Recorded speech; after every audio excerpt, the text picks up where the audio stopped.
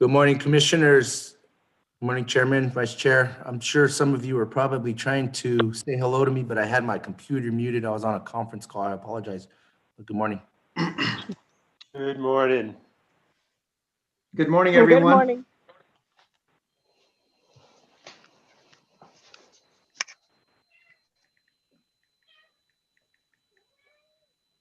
Let's see.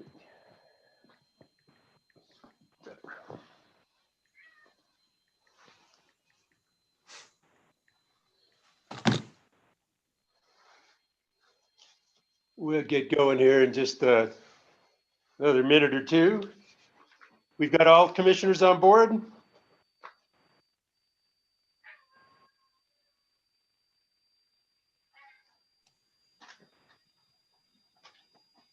Yes, sir.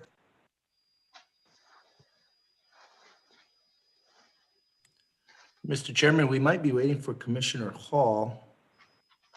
Otherwise, I believe you have everybody else, including Office of General Counsel. Okay.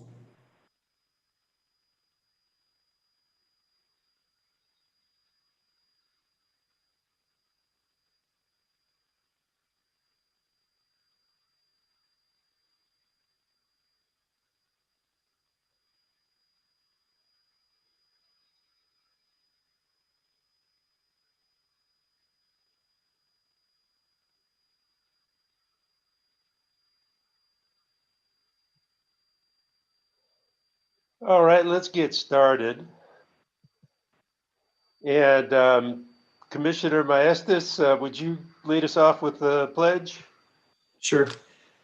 I pledge allegiance to the flag of the United States of America and to the republic for which it stands, one nation, under God, indivisible, with liberty and justice for all.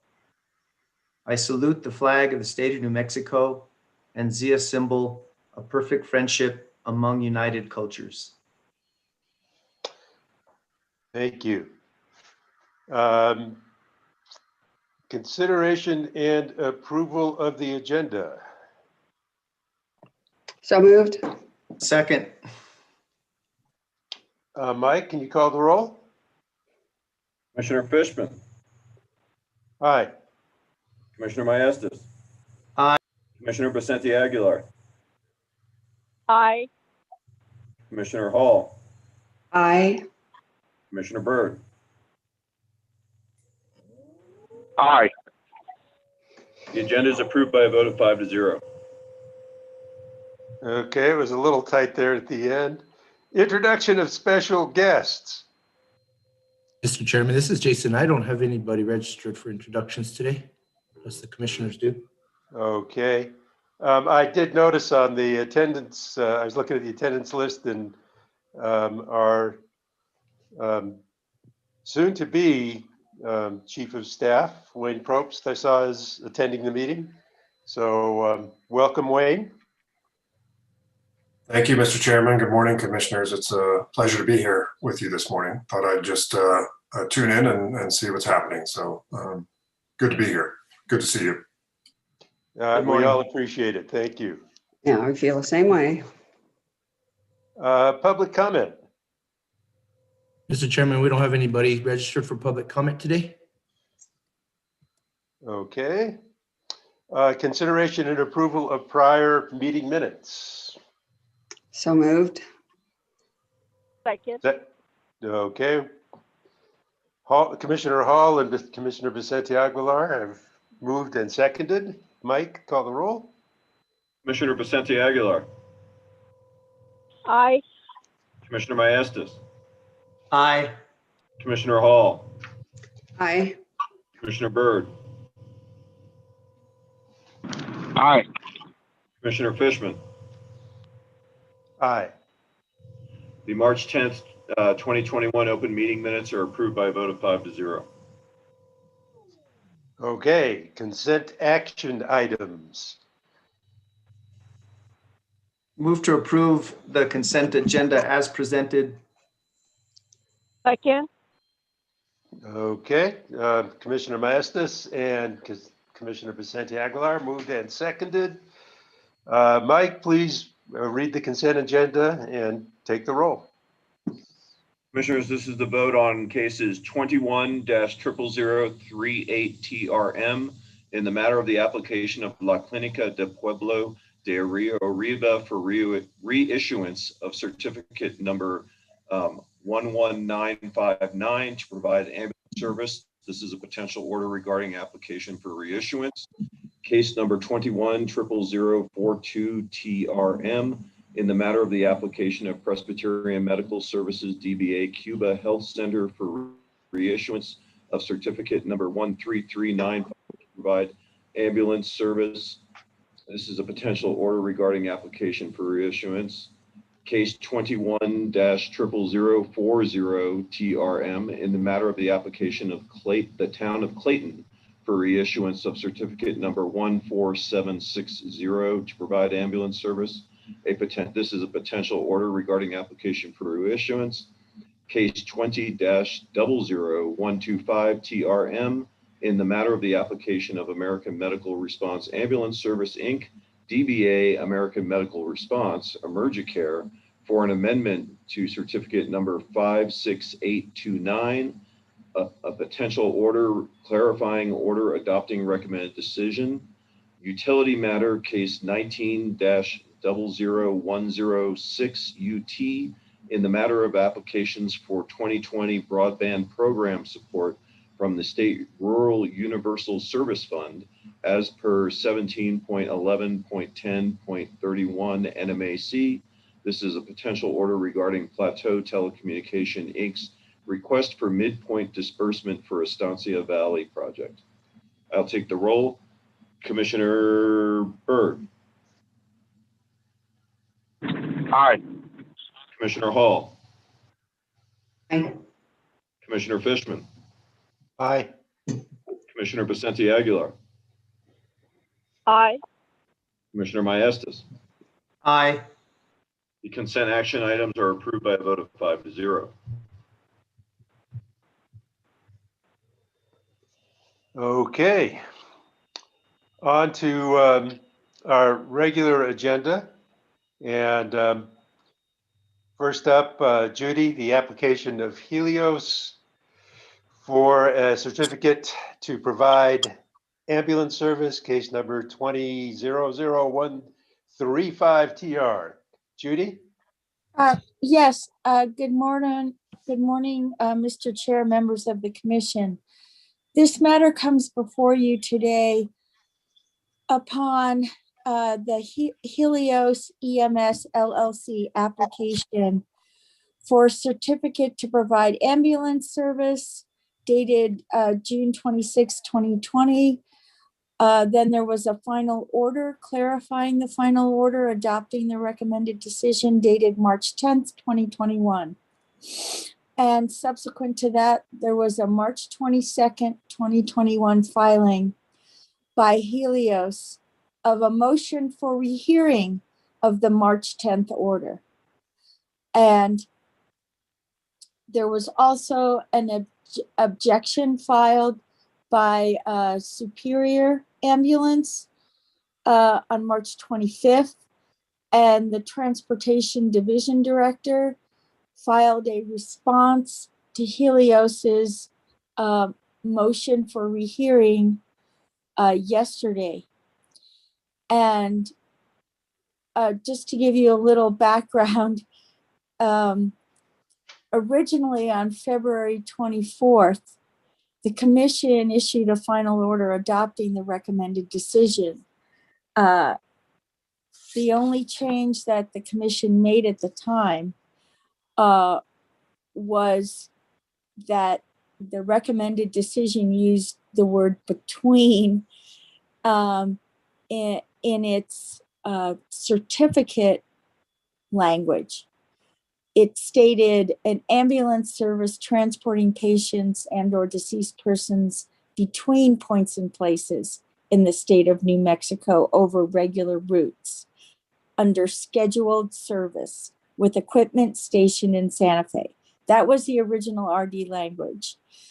The February 24th order changed it to say ambulance service transporting patients to and from points and places over regular routes under scheduled service in Santa Fe, Los Alamos, Rio Arriba, and Taos counties with a stationing point in Santa Fe, New Mexico.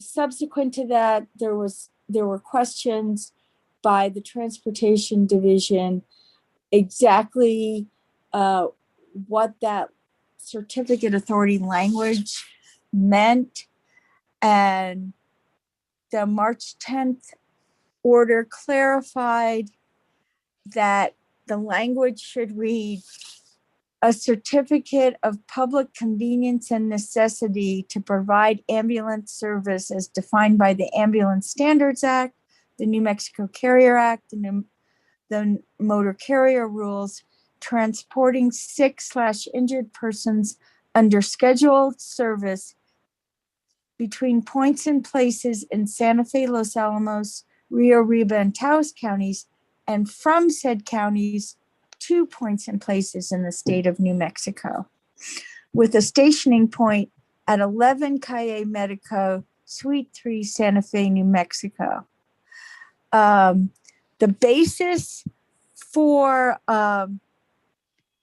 not granting Helios statewide authority and only allowing authority between the four counties and then from the four counties to points and places in state of New Mexico, but not it return, was based upon the record and the RD's language. And I'll read from the RD at page 11, where the hearing examiner explains why he is recommending not granting statewide authority. The hearing examiner stated, quote, "A question remains, however, with only 2 ambulances and only 2 employees, whether Helios is fit and able to provide statewide service. There was testimony that Helios would gladly transport to and from distant towns throughout New Mexico. There was not, however, testimony of reserve resources to service demand near the proposed station in Santa Fe if, for example, one of the employees and the ambulance, or both employees and both ambulances, are then transporting to and from distant locations. Mr. Priestkopf's optimism seems unfounded regarding the proposed provision of statewide service. It is noted that Santa Fe, Los Alamos, Rio Arriba, and Taos counties are generally collectively considered North Central New Mexico as adjacent with common features and business relations, including emergency and medical service. Both Priestkopf and Erskine are experienced in the management and provision of non-emergency ambulance service in this territory. Helios has demonstrated that it is fit and able for the purposes of the above statute to provide ambulance transport services in Santa Fe, Los Alamos, Rio Arriba, and Taos counties, but not statewide." So that was the justification in the RD, and that was the reason that the commission did not adopt statewide authority. However, on March 22nd, 2021, Helios filed a motion for rehearing, requesting that the commission change its March 10th order, and requested the commission modify Helios's certificate to add authorization for interfacility transports originating from all points in the state of New Mexico and terminating in one of the 4 counties. Right now, the certificate, as the commission approved, allows origination in the 4 counties and termination anywhere in the state, but not originating anywhere in the state and terminating in one of the 4 counties. Helios's motion for rehearing states that it only seeks rehearing of that part of the March 10th order that would not allow them to originate from any point in the state and terminate in one of the 4 counties. Helios argues that it will not be able to fully serve the patients and healthcare facilities in its territory without authorization for incoming transports. According to Helios, quote, it not only inconveniences hospitals in northern New Mexico, at times when Helios would be the most readily available provider to bring patients to them, it also deprives Helios of the opportunity to potentially avoid a deadhead trip returning it to Santa Fe, to its Santa Fe base from Point South. I quote, the authority that Helios requested in exception number 4, which it seeks herein, is not tantamount to the statewide authority that the hearing examiner withheld. Helios would not be able to transport patients between Albuquerque and Farmington, nor between Santa Rosa and Las Cruces and so forth. On March 26th, as I stated above, Superior filed an objection to Helios's motion for rehearing, and Superior asserts that the commission's March 10th order was specific in its description of the territory to be served by Helios, and that this is a matter that the commission has already heard, and the commission should not grant Helios's motion for rehearing. As I stated, on April 6th, the Transportation Division Director filed a written response stating that, as it also agrees with Superior, that the commission should not grant Helios's motion for rehearing, and that the language that has used in Helios's certificate of authority, which was set forth in the March 10th, 2021 order, conforms to the standard language of certificates of authority that the Transportation Division has been issuing when it issues certificates of authority for non-statewide scheduled transports. So given that it's consistent with the other authorities that they have granted, at least for the past 2 years, since they've been trying to standardize the language of certificates of authority, this is the same as other certificates of authority for non-statewide scheduled transports. And for that reason, the proposed order denies Helios's motion for rehearing. Discussion?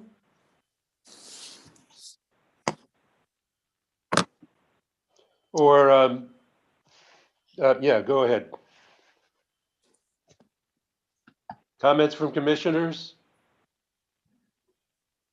Mr. Chair, I would move to approve the order. I would The record of second decision was very clear. Yeah, I would second that. Mhm. No other comments, so Mike, please take the roll. Commissioner Fishman, Aye?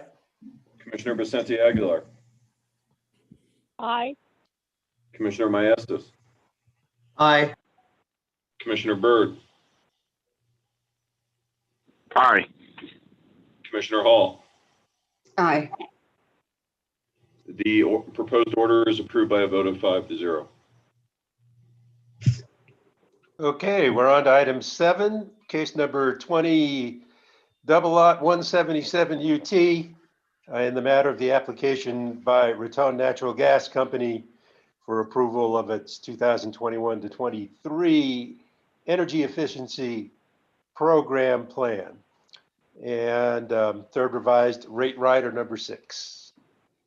Good morning. Pursuant to the New Mexico Public Utility Act and the Efficient Use of Energy Act. And Robert, I think we can, it's a pretty short order, pretty clear. So I think we can summarize this in maybe 5-7 minutes. And we can do questions from there. Good morning, Chairman Fishman, and good morning, commissioners, and thank you for this opportunity to present the RD. In this case, I'm going to, I believe I have screen sharing at this point. I'm going to try to share my screen. Pardon me. Just one moment.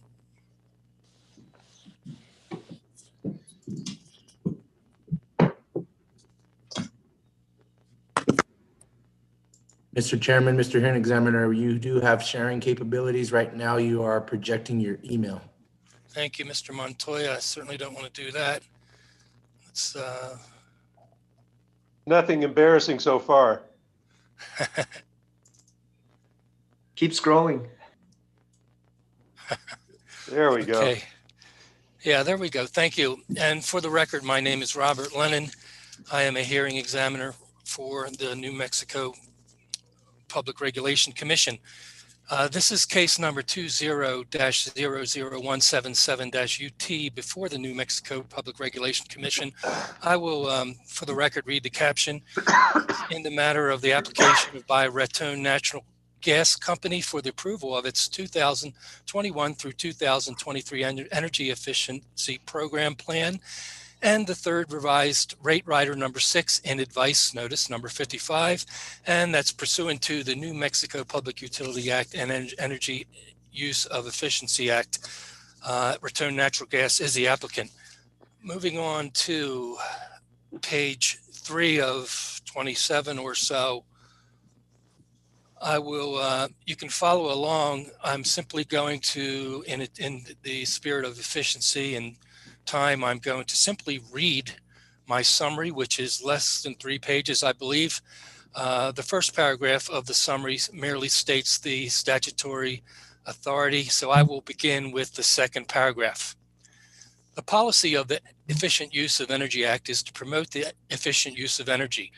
The Act provides that utilities shall conduct cost-effective energy efficiency and load management programs and provides that disincentives to development of such programs may be removed, balancing the interest of the public, ratepayers, and shareholders. Utility companies such as Raton Natural Gas, RNG, are to acquire cost-effective, achievable energy efficiency and load management programs using their best efforts. The programs are subject to commission approval. That's why we're here today. Plans for such programs are reviewed by the commission every 3 years. This case is such a review. The law allows a utility to recover the cost of its energy efficiency programs. RNG uses a rate rider. Next paragraph. Raton Natural Gas Company has applied to the Commission for approval of its 2021 through 2023 Energy Efficiency Program Plan.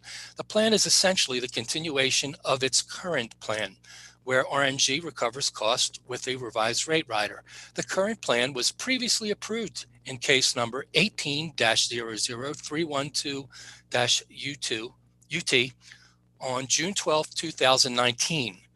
The proposed program includes the same portfolio of programs as previously approved. They include 1, an educational program. For example, there's a public service announcements, radio spots, if you will. That's part of it. Number 2, a residential measures program. And the best common known example of that is low flow shower heads, but there are other things. Number 3, an income qualified program. That's for low income households, and they have visits to these households to plan for efficiency of the use of electricity, of gas. Number 4, consumer price incentives and rebates for efficient appliances. This is for better water heaters, for example, although I didn't put the example there. Next paragraph, Raton Natural Gas Company filed with its application supporting testimony of David N. Link, President and General Manager. The testimony included the details of the proposed plan. The details are the cost to each RNG consumer will remain the same, about 48 cents each month. The total cost of the program is budgeted at $25,585. This is about the same as was previously approved. The plan satisfied the energy efficiency test, which is called the UCT test, the utility cost test. This means the program saves more money than the program cost. As required, the efficiency measures are available to all consumers in each rate class. An analysis of the administrative costs was presented.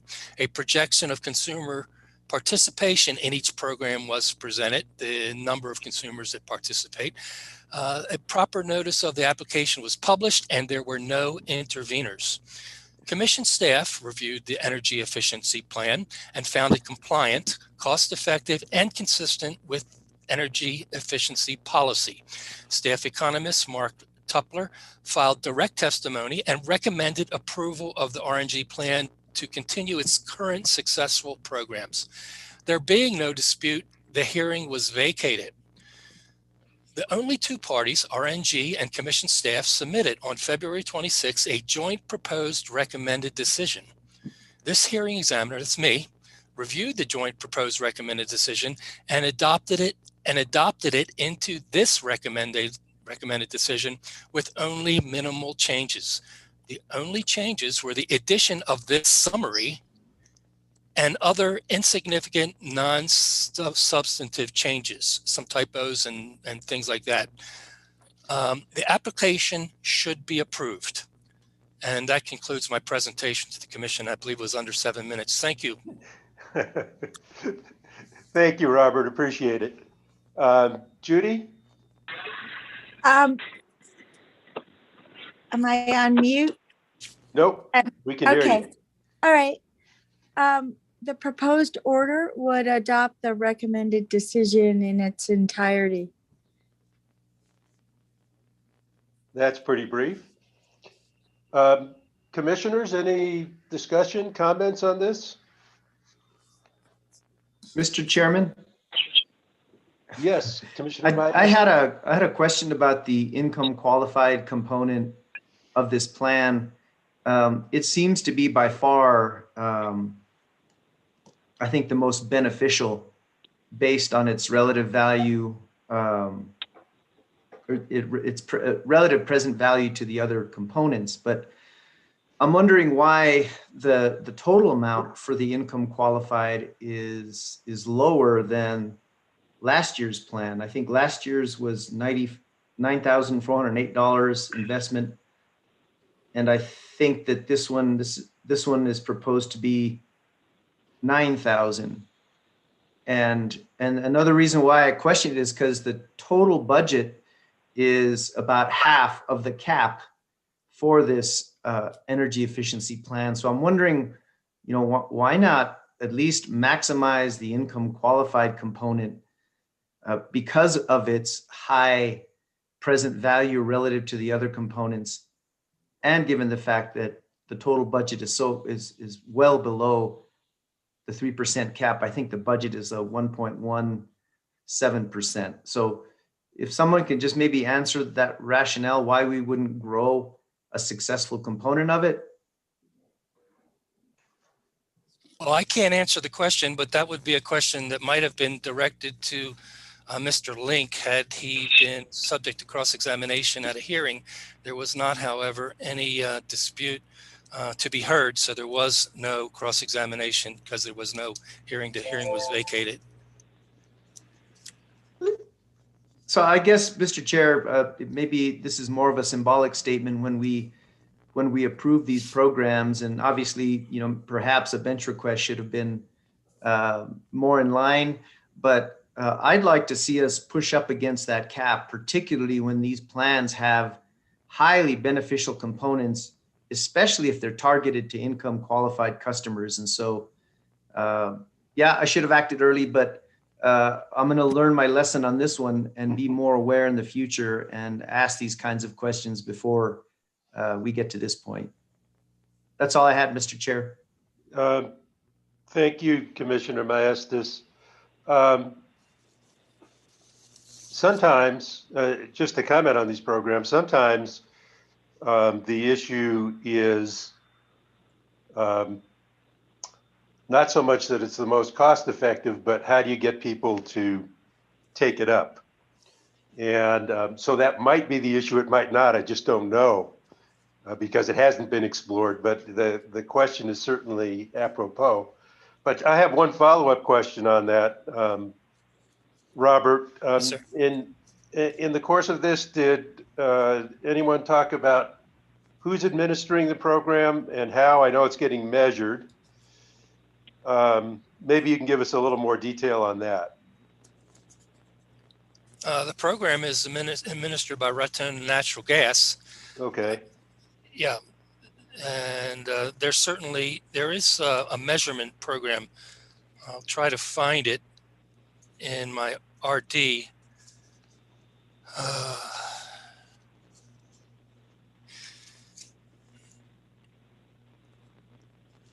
I believe it's Energy Works, and it's on page 21 of my RD.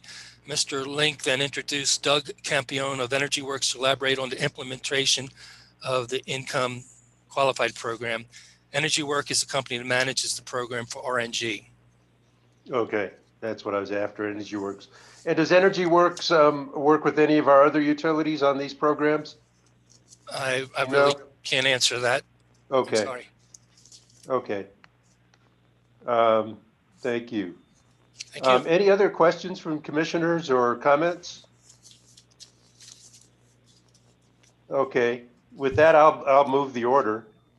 I'll second it. Okay, no other discussion. Mike, please take the roll. Commissioner Hall, Aye. Commissioner Vicente Aguilar, Aye. Commissioner Fishman, Aye. Commissioner Maestas, Aye. Commissioner Byrd. Aye. The proposed order adopting the recommended decision is approved by a vote of 5-0.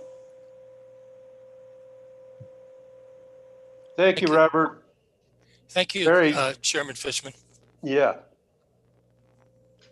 Have a nice day. Okay. So with that, we're on to discussion items, and this is I think a pretty rich one. The potential amendments to NMPRC Rule 179572, renewable energy for electric utilities. And Judy, would you please get us started? Yes, Commissioners, this is a docket that we've had open since 2019. It was in response to Senate Bill 489, which enacted the Energy Transition Act, as well as amended the Renewable Energy Act. And it also amended the Efficiency Act. But this particular rule, 17.9.572, pertains to the Renewable Energy Act, and it is being amended to conform with the amendments that were made by the 2019 law. Just as an overview, the NOPR was issued, that's the notice of proposed rulemaking, was issued in November of 2019. We received written initial comments, written response comments. There was a public hearing held on March 15th. The record closed on March 22nd. We had participation from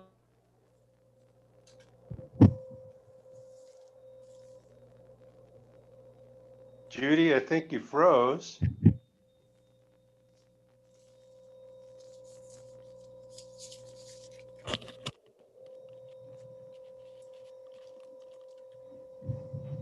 If you can hear me, Judy, you may want to go to your phone. And Jason, are you contacting Judy? Yes, Mr. Chairman, I'll reach out to her right now. Thank you.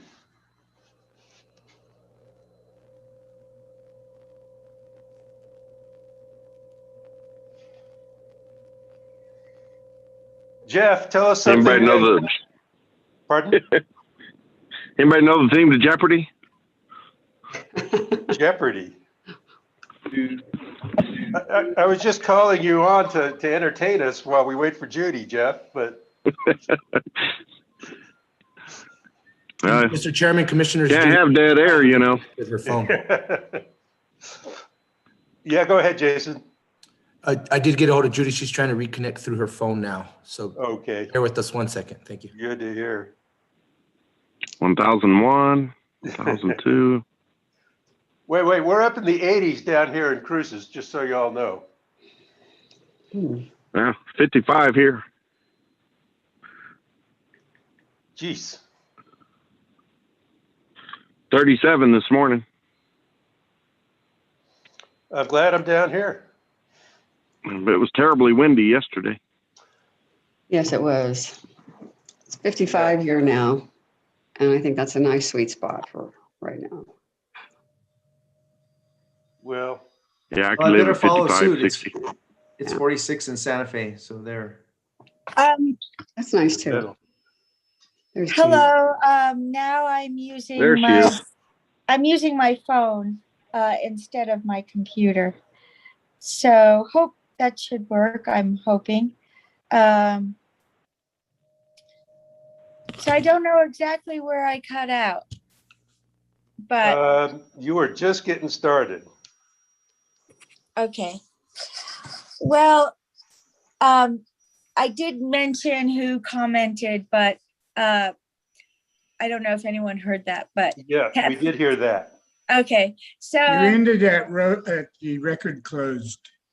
oh, okay. The record closed on March 22nd. The commission has expressed a desire to have this rule be finalized so that when the first IOU, which is El Paso Electric, files in May, that they would be able to file under the new rule without having. Uh-oh. Hmm. Judy, you're gone again.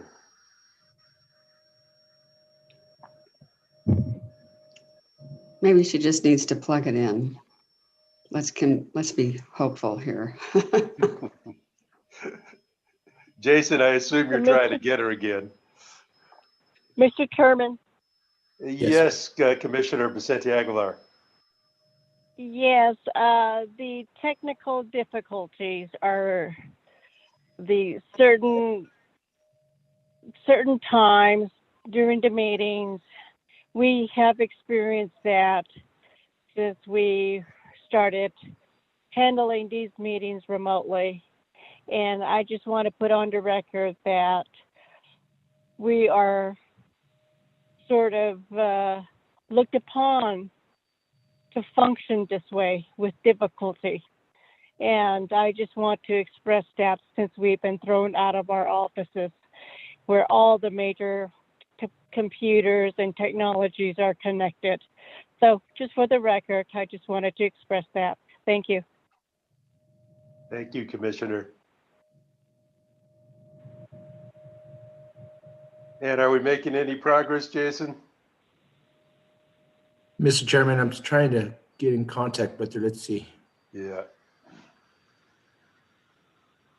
Mr. Chair, perhaps we're just destined to never have like a quick meeting. If that's true, You hush.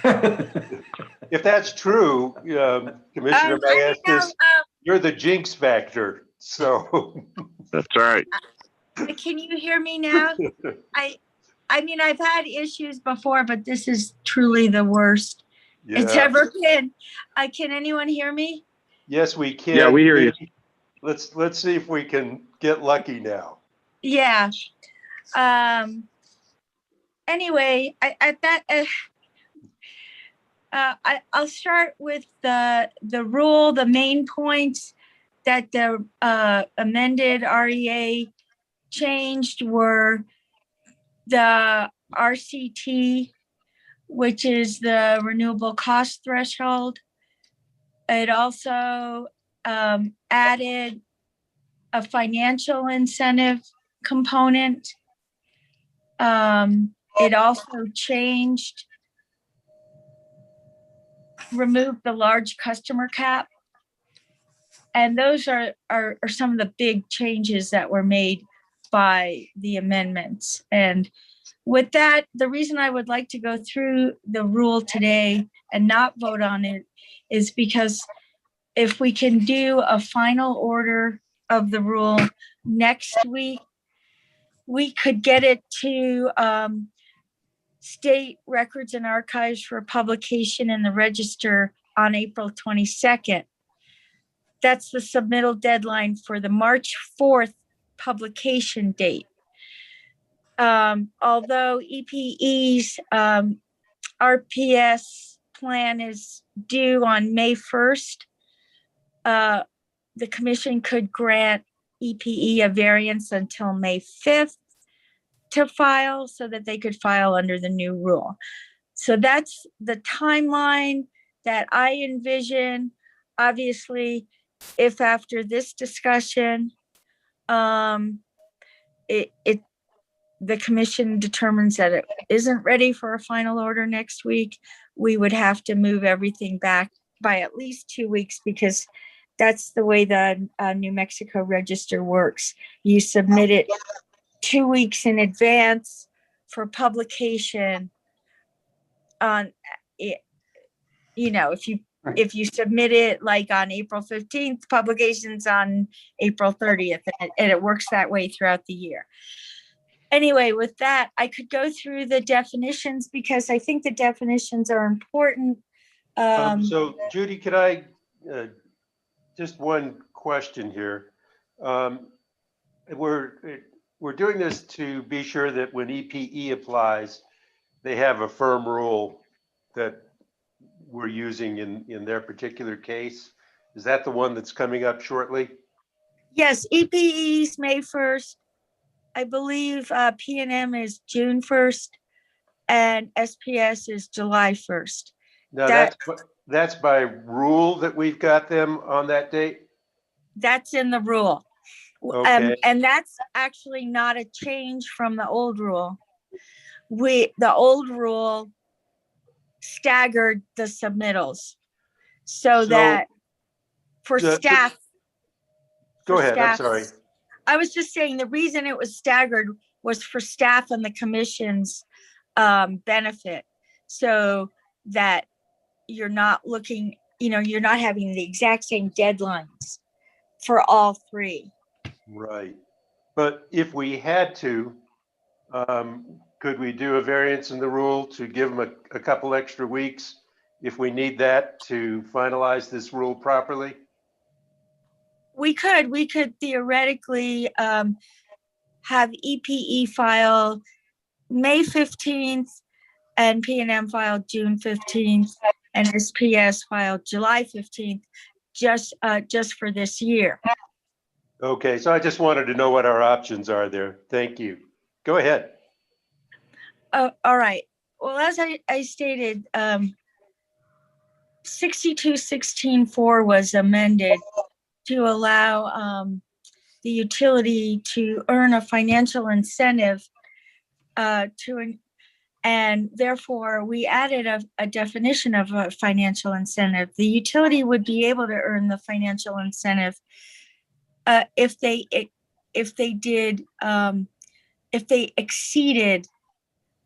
the new outcomes that were set in the act. So if you look on your screen, the definition of financial incentive means money or additional earnings that a public utility is authorized to collect from ratepayers by the commission, or, and the statute uses this word, or capital investment opportunities to encourage certain behaviors or actions that would not otherwise have occurred, and to further the outcomes set forth in 62-16-4. The financial incentive or monetary benefit motivates certain behaviors or actions. There was a lot of discussion about whether or not we needed a definition of financial incentive. After discussing with staff here and reviewing the comments, I recommend adding this definition, and it relates to the final section of the rule, which talks about financial incentive. And I don't know if, just to refresh your memory, in the SPS renewable case in 2019, it was 19-00134. SPS requested a financial incentive, and at that time, the commission determined that it needed to have a rule in place in order to have standards for how to evaluate and grant financial incentives. So if you go to the, if we can scroll away from the definitions and go to 17.9. Mr. Chair, Judy, before you scroll down, should you mention in the definition that this is an incentive that has to be requested by the public utility? I realize the new language at the end is very explicit, but I'm wondering, if perhaps we should put it in the definition as well. We could, and you're correct if you do, in about the fact that we say it in 17.9.572.22a, we specifically say that public utilities must file any motion or application for a financial incentive concurrently with their annual Renewable Energy Act plan. Well, let's go to the bottom and see the language. Maybe, maybe my colleagues will be happy just with. And that actually is, as I said, everything regarding the financial incentive is new language, because it was new in 62-16-4. And so, scrolling down, if you look at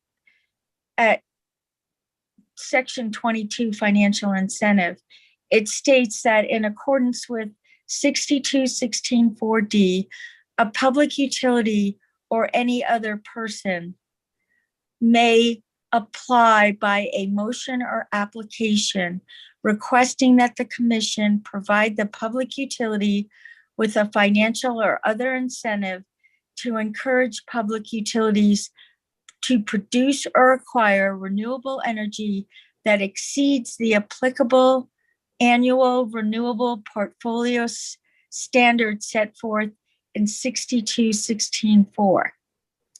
Results in reductions in carbon dioxide emissions earlier than required by 62-16-4A, or causes a reduction in the generation of electricity by coal-fired generating facilities, including coal-fired generating facilities located outside of New Mexico.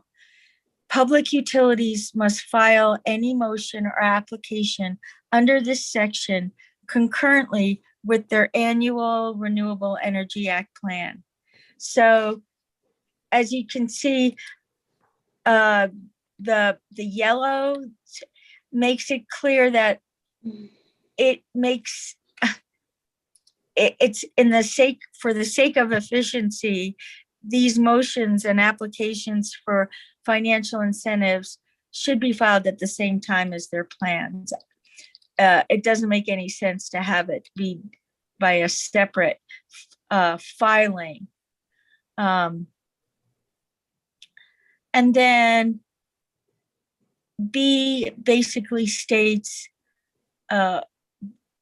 it seems in a way, I don't know if we need A and B because they seem to be redundant, but C, and the language from this section, just for your information, was proposed by Occidental Petroleum Limited. And several of the IOUs proposed a formula for a financial incentive because the commission had originally asked for proposals for a formula, and staff also proposed a formula. That being said, other parties filed briefs arguing that there's a case entitled New Mexico Attorney General versus New Mexico Public Regulation Commission. And that case pertained to a formula used under a former version of the energy efficiency rule that the court struck down because it wasn't cost-based and utility specific. So several parties argued that we cannot use a formula here. But even the parties that argued against a formula did state in their comments that the proposal made by OPL, which you have in front of you, would be a way to deal with the financial incentive issue. It's not a formula, but it's guidance. And so with that background, I can continue reading on number C, which says that the public utility or other person requesting a financial or other incentive has the burden to prove by a preponderance of evidence that the terms and duration of the proposed incentive meets the requirements of the rule, are just and reasonable in light of the utility's costs, its authorized return, and the magnitude of any other incentives that have been authorized by the commission. An application or motion requesting a financial or other incentive shall be supported by written testimony and exhibits. D, no incentive will be awarded under this section with respect to a particular investment if the cost of that investment exceeds the demonstrable value of the corresponding reduction in carbon dioxide or other emissions. A utility requesting a financial or other incentive under this rule must establish that the benefits of achieving the goals set out in B above are not exceeded by the costs it incurs to achieve them. To establish this, the utility must provide a detailed analysis for each applicable period, including but not limited to the utility's total carbon dioxide emissions, the reduction in the utility's carbon dioxide emissions attributable to the measures described in section B. The estimated value of the reduction of the carbon dioxide emissions described in D2, based on an analysis of relevant carbon dioxide markets, the cost of the measures implemented by the utility that resulted in the lower carbon dioxide emissions identified in D2 and the dates when the measure was implemented, and any other costs necessary to implement each of the measures identified in section B. And then E, the total financial incentive authorized for recovery in rates pursuant to this section shall not exceed the product expressed in dollars of the utility's annual weighted average cost of capital expressed as a percent and the cost of the measures described in section B. And I've discussed this proposal with staff, and John Reynolds is also available to answer any questions about this section. If I would think that because this is such a big section, we should probably break at this point for commissioner questions or comments. But, whatever you would like, Commissioner Fishman. Yeah, I think it's, let's stick on this topic. And commissioners, please get your questions in. This is a pretty critical piece. Yeah, Mr. Chairman, I was thinking about Four Corners Power Plant. The Energy Transition Act makes a distinction on the ultimate deadline to retire coal plants.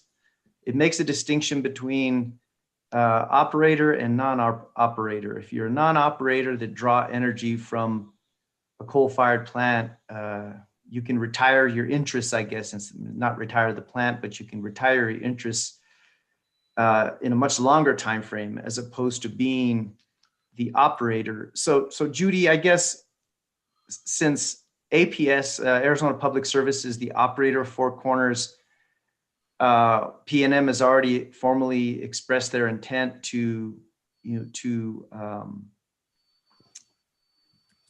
transfer their financial interest in Four Corners. Is that the only, I guess, part that could fall under this incentive by them voluntarily selling their financial interest? And of course, by virtue of that, not using the energy from Four Corners? That's my first question. My second question is there any way we can work with another entity that's the operator to try and take advantage of this? Or is APS, it's not considered a public utility under PRC regulation, but they are operating a plant in New Mexico. So I was just thinking about that. Is there any application at all to Four Corners Power Plant, given the unusual circumstances? That's a good question. And I do know that this section specifically says the public utility or other person requesting a financial or other incentive. So it's interesting how it opens it up to non-regulated public utilities. But,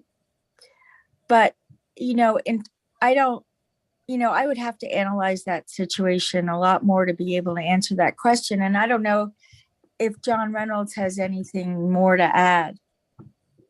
And Mr. Chair, I ask it only because we're all frustrated in that Four Corners is going to continue to operate despite PNM removing itself from its financial interest. And so if this financial incentives can be a true incentive, even after PNM pulls out of Four Corners, I think that's a good thing. So I think that's the reason why I asked the question.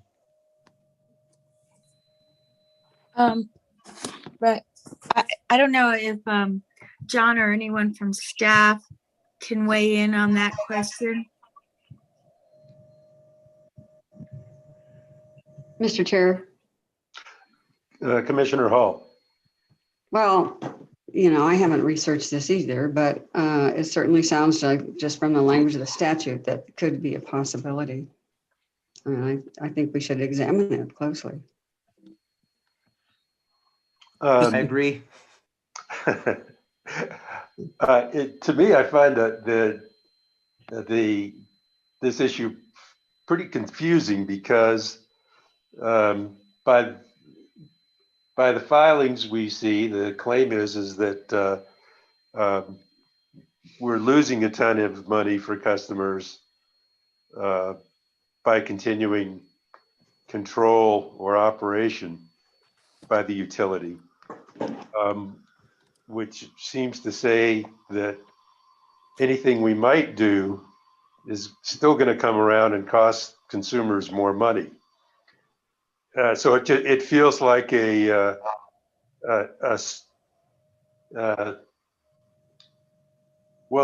a virtuous circle, but this one sounds like a sinful circle, I guess. I'm just not quite sure how to turn this into something where you give an incentive that actually is beneficial. So I'm struggling with that whole picture, just to lay it out there. The only thing I might add is that this goes back to the definition of financial incentive. And I guess we have to move back to the beginning, but it incentivizes behavior that would not have otherwise occurred. Yeah. So I think, and the utilities actually objected to this definition, specifically, I think, based upon that language. But that being said, I don't see how the word incentive can be anything for behavior that you already have to do, or said you were going to do, were planning on doing, or actually had already done. How is that an incentive to do it if you already did it? Agreed. We don't need a lot of Correct. free riders on this rule, if you will. So I personally, I think that's appropriate language. So I don't know how that relates to your question, Commissioner Maestas. But that would be, one of the factors in determining the answer to your question. Okay, thank you. Judy, I have a question, and that is in F definitions. You've got additional earnings or capital investment opportunities. Can you give a concrete example of what the thought is behind that phrase? What a capital investment opportunity might be in this context? Well, actually, that's a very good question, because that is the language used by the statute. And I was actually wondering the same thing. So again, if staff or anyone else could weigh in on what that might be. I mean, there may be things like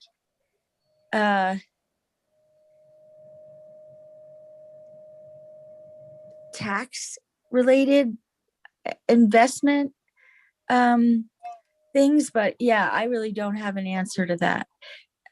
Mr. Chairman and Judy, we have Mark Tupler on the Zoom call. Mark, if you'd like to chime in on behalf of staff. Mr. Chairman, it's Michael Smith. I just want to ask Judy, is the record closed on this rulemaking? The record is closed on the rulemaking, and if I would just caution the commission that staff is actually prohibited from discussing this by the ex parte provisions of the rule. That's right. We have to reopen the case for comment from everybody to hear from staff.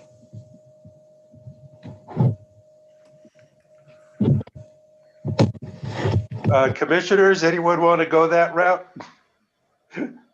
I mean, we can reopen the record because there, believe it or not, there are other issues that came up at the hearing.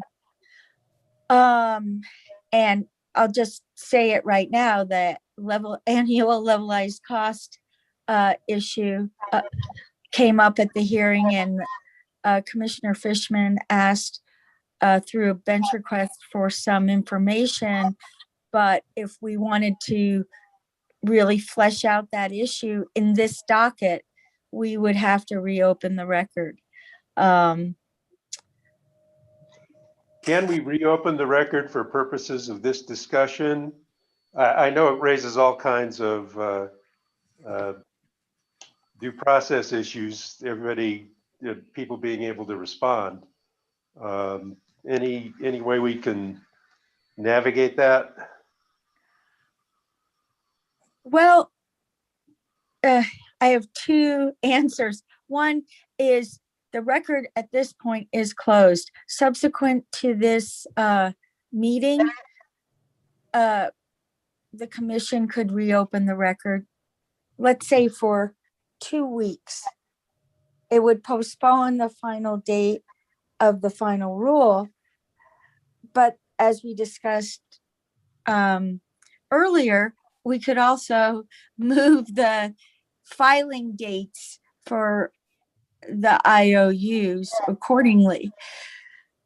So so we wouldn't be opening the record right this moment. Okay.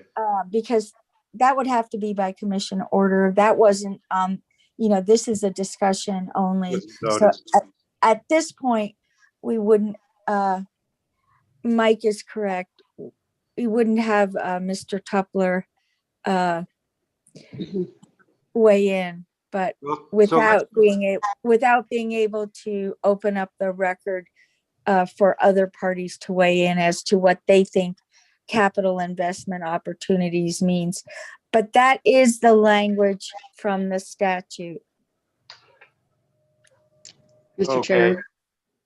Yes, Commissioner Hall.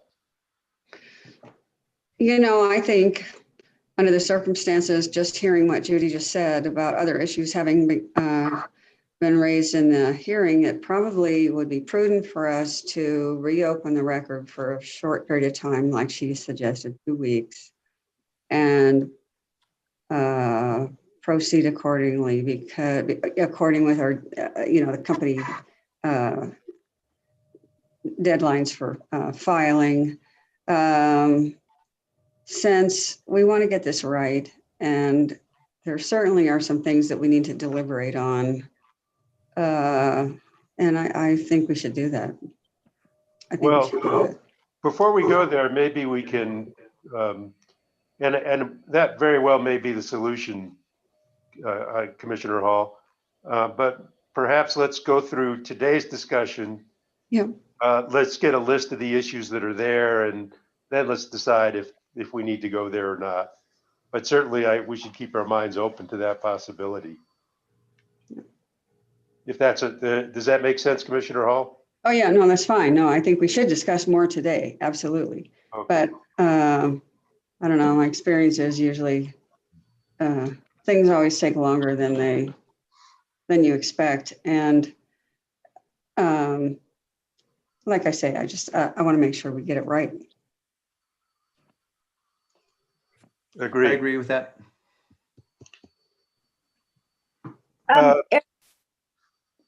ahead. I was just going to ask if there was any more questions about financial incentives. The other suggestion that was made that I should bring up at this point, there's another docket, case number 20-00158. That docket was opened to address 2 issues that were also brought up in the SPS 2019 renewable case that I mentioned before. What was that docket number again, Judy? It's I believe it's 20-00158 or 159. That being said, it's definitely one of those 2.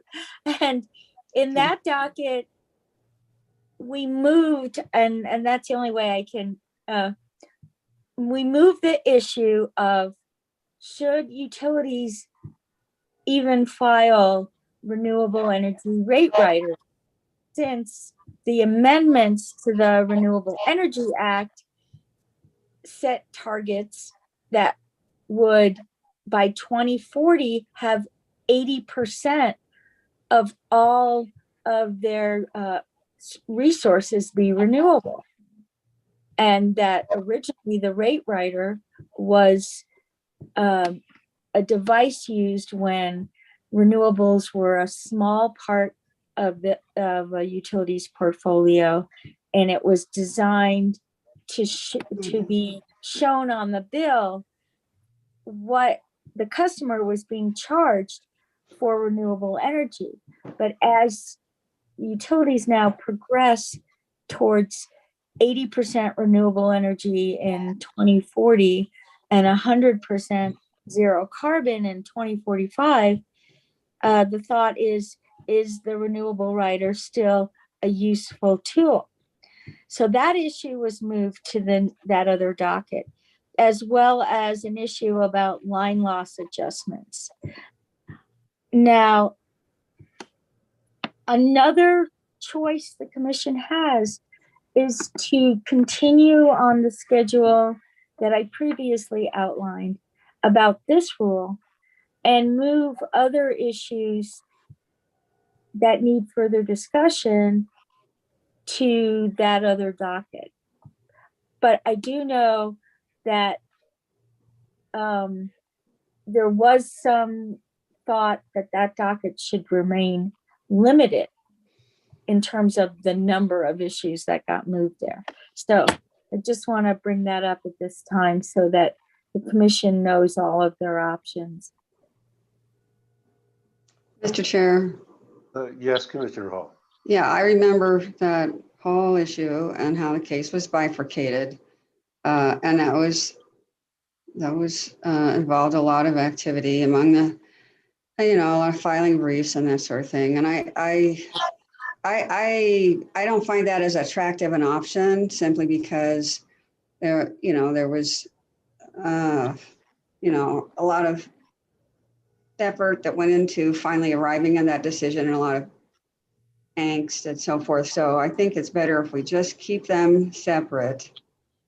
I understand what she's getting at. It might be a place to kind of dump some of these issues that we're dealing with here that we don't feel comfortable about, but we want to get the rule out on time. But I don't think that, from what I heard, if we can even get 2 more weeks, we probably feel a lot better about approving this order or not.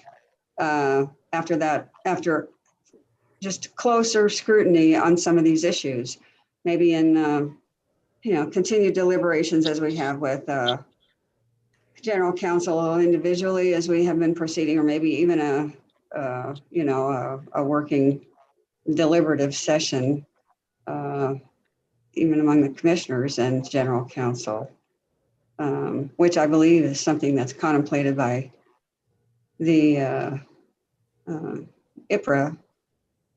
There is an exception in IPRA for deliberations. And I think this is a case that kind of calls out for that, actually. There are a lot of moving parts here, a lot of issues, and we may want to do that. But in any case, I think we definitely need to hash through what are consequences of various options we've talked about today, or various requirements that we talked about that they're clearly going to need some more analysis. So, but I don't think that we want to have that spill into another case with, the other case where there are other issues that could even hold these issues hostage. I just don't think that's a good choice. So that's my view. Yeah, I'm not kicking the can down the road either. Let's get something out that resolves some issues, Yeah. and doesn't just create a to-do bin that just keeps going forward. I think we can resolve most of these issues in this rule pretty quickly, if we focus. And Mr. Chair, I did want to point out, I know that general counsel has been kept very busy by all of us individually.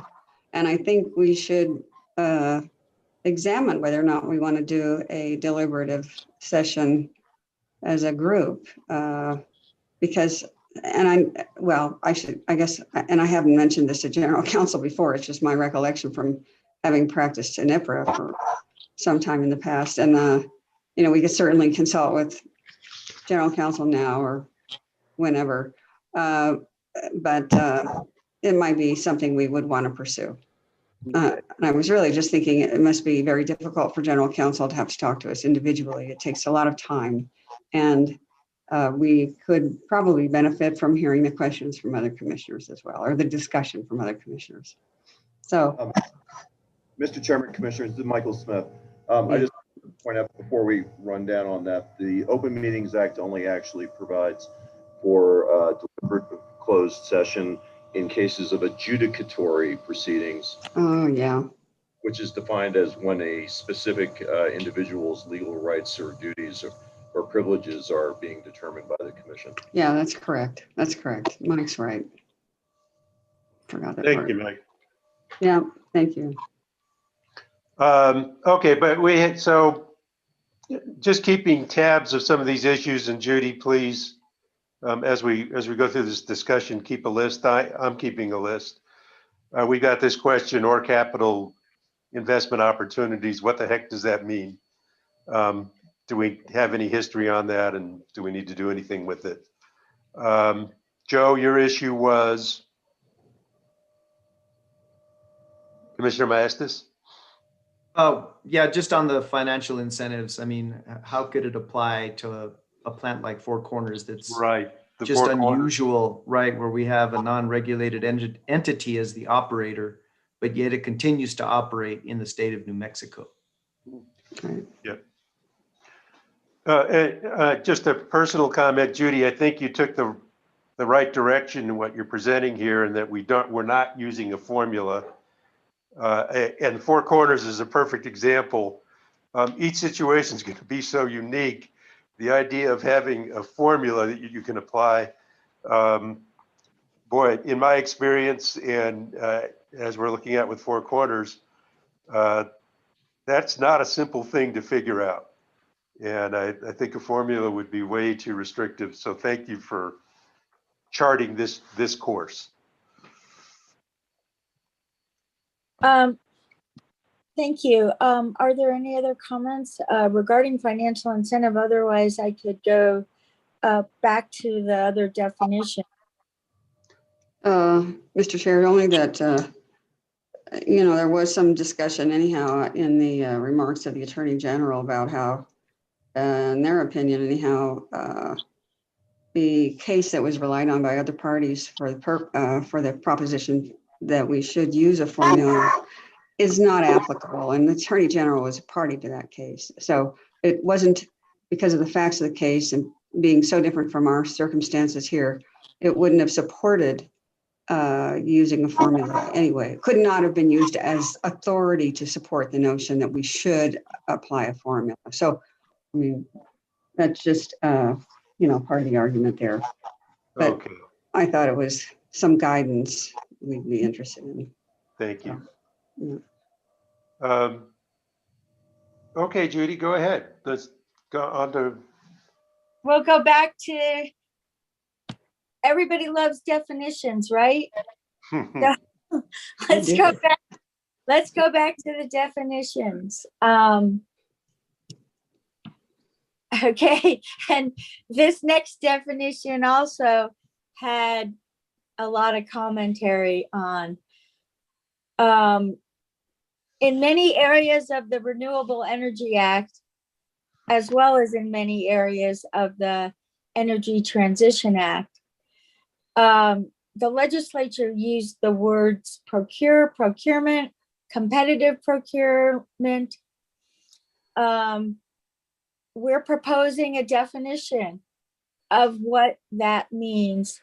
This definition does not really have any requirements associated with it. It's not, it isn't, I don't see it as substantive. And so I don't see that there's any reason not to put it in here, but it says a process conducted by an investor-owned electric utility for soliciting and evaluating proposals for any new, additional, or amended renewable energy resource.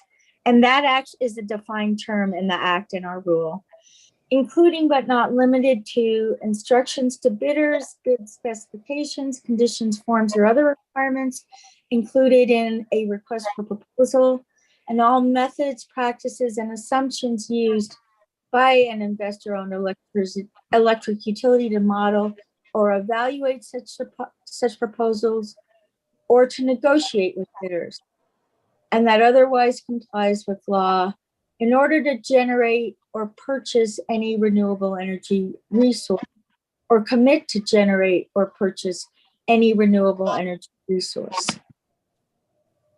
And are there any questions about the definition? As I said, that many parties thought that this was not a necessary definition to be added.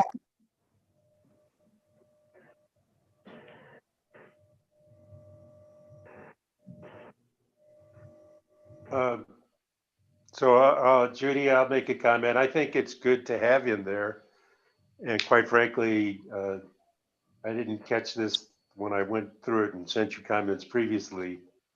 But we've gone through a history where there were various processes that weren't particularly competitive,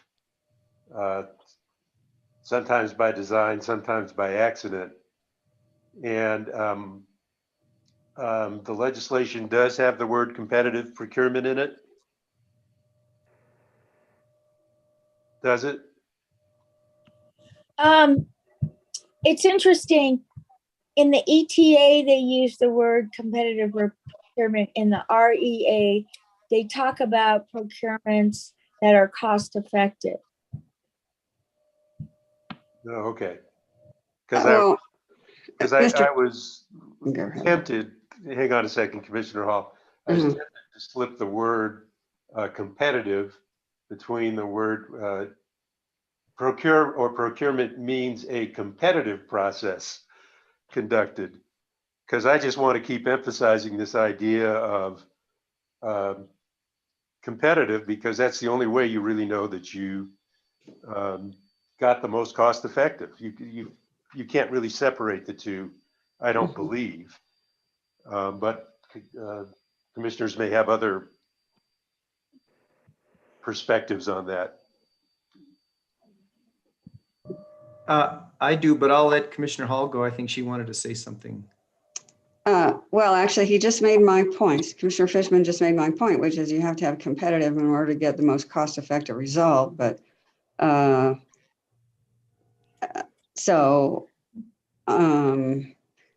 think using either term would do, either competitive or cost-effective. But on the other hand, it doesn't hurt to put them both in if you want to be sure. So there's no question. But in my opinion, they cannot be separated either. I agree with that. That's all. So that's all I had to say. Commissioner Myers? My issue is that, here in the definition, we don't mention self-build or build transfer, but later on in the rule, we do explicitly list it as an allowable form of procurement. And so, Judy, is there a reason why we don't at least make a differentiation or lump it in with the definition of procurement, which is, self-build or build transfer? We could put it in that definition, Commissioner Maestas. That could definitely be added.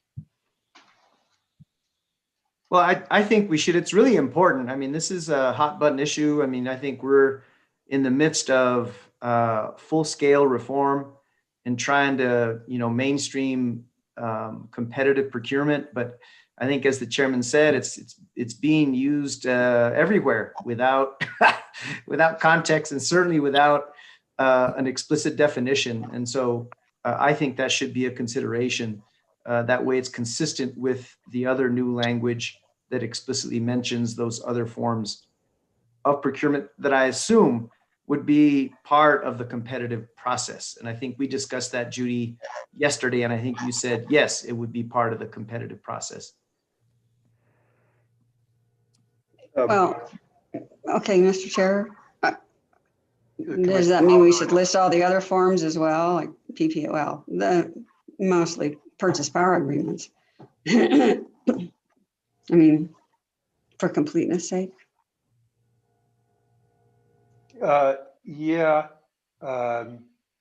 Certainly we can put it in there, but the language bidders, and just to Commissioner Maestas' point, the language that I see there talks about competitive bidders, Yeah. and it,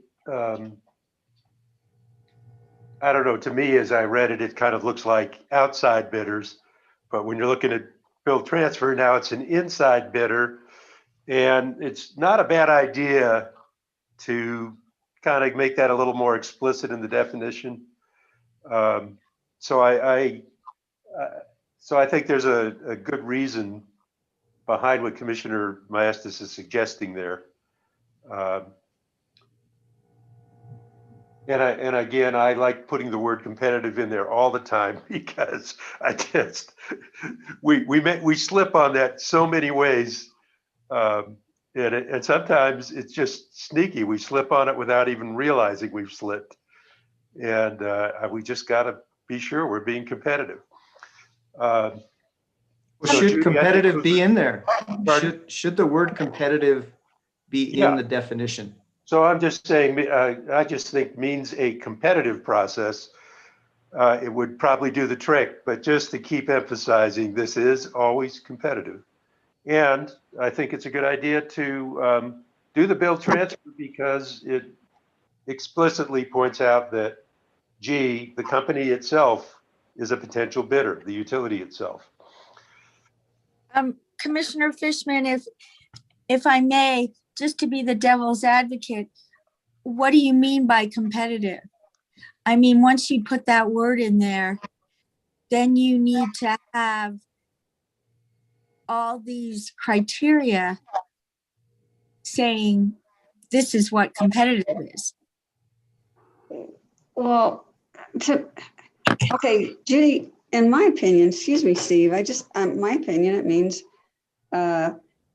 you seek bids from numerous parties who are interested in the work and are willing to underbid other parties. That's kind of the essence of competition. I mean, well, what do you mean? What does it mean? I think it has a very understandable meaning to everybody. I don't quite understand why you're raising that as an issue. Because I know that utilities have raised that many times in many cases. Their view of competitive may be different than your view or another party's view. So I know that has been hotly debated. Well, I mean, that can't be a reason for us to shrink from trying to use the word. We've used it in other rules, and I think it has a pretty common meaning. I think if we wanted to say I think it's much more specific and clear to say it than not say it. I just want to throw this out there. Sole source is a form of procurement. So I'm just saying. That's right. That's And it's why- not competitive. It's not competitive. So, yeah. And I would point out that, even in the current definition, it talks about instruction to bidders, bid specifications, conditions, so that lots of the elements of what creates a competitive process are there. But the word competitive that to specify how those processes are used is not there. So you could do bids and then have a process for selecting the bid that's not competitive at all. But if you put the word competitive in there, to me, at least it says, hey, there's competition here. It's not that you just get bids, it's you select on competitive criteria. I think this discussion illustrates why several of the participants didn't want the definition in here, because I think it was argued that there should be a separate rule or guidance on procurement rather than just a definition.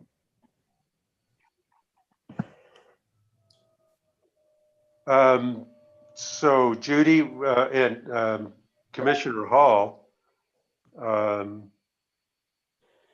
we're working on essentially a procurement IRP rule currently.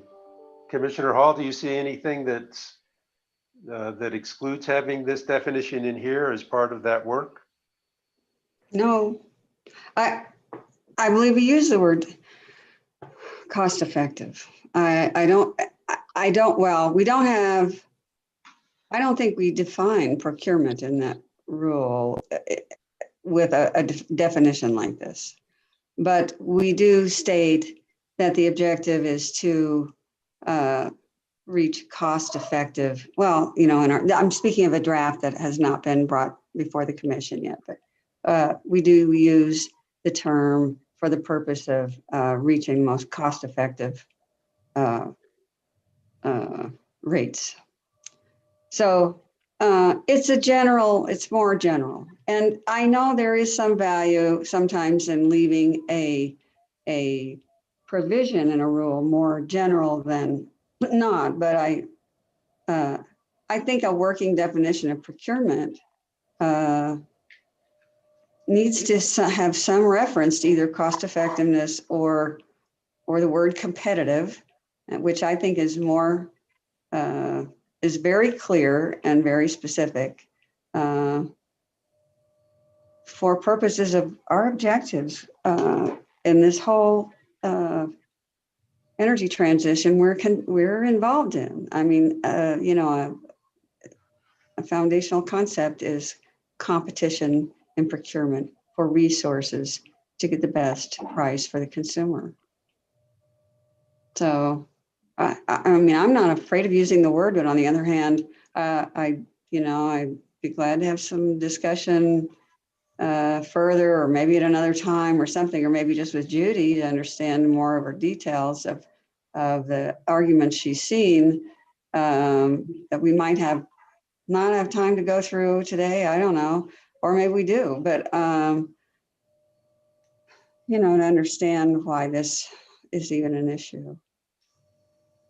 I mean, to me, it seems pretty harmless to put it in, but it sounds like Judy has some concerns about it, and other parties have had concerns, and I'd have to do some more reading and analysis myself to understand the nature of those concerns. I guess that's why I'm talking about this in temporal terms. I guess I'd like to have more time to look at the issue myself. So Commissioner Hall and Commissioner Maestas, is it okay if we put this on our issues to explore list and Judy move on? Because I think we've outlined the issue. I don't think we're going to resolve it in this discussion right now. Right. Okay. The public utility definition just makes it clear that this rule does not apply to rural electric cooperatives. Staff had filed a brief initially in this docket before we issued the notice of proposed rulemaking, requesting that rural electric cooperative rule be a separate proceeding. And so at this point, there will be no rural electric cooperative rule regarding the renewable portfolio standard. They will be following the act. The act did make a lot of changes, and I'm not going to go through that now because I'm not completely familiar with it, but that's going to be in a separate docket. The next definition, reasonable cost threshold, that is one of the big changes that was in Senate Bill 489. And it is now defined, and this is exactly what the statute says. An average annual levelized cost of $60 per megawatt hour at the point of interconnection of the renewable energy resource with the transmission systems adjusted for inflation after 2020. When we originally issued the notice of proposed rulemaking, there was no fleshing out of what average annual levelized cost means. And at the public hearing, one of the commenters, Ms. Mary Lee Souls, brought up a comment that it was her opinion that we needed to flesh that out more. Therefore, subsequently after the public hearing, Commissioner Fishman issued a single signature order asking for filings from IOUs regarding how they believe there should be a calculation of average annual levelized cost. The answers we got were made me realize that a fairly technical, large issue that was not noticed as part of the notice of proposed rulemaking. And I would recommend putting that issue in that other docket, the 20-00158 docket. Right now, the $60 per megawatt hour at the point of interconnection with the transmission system, none of the renewable energy resources are even close to that. So I don't think there's an urgency to define average annual levelized cost. And would anyone like to discuss that? Mr. Chair, Go ahead, Cynthia. so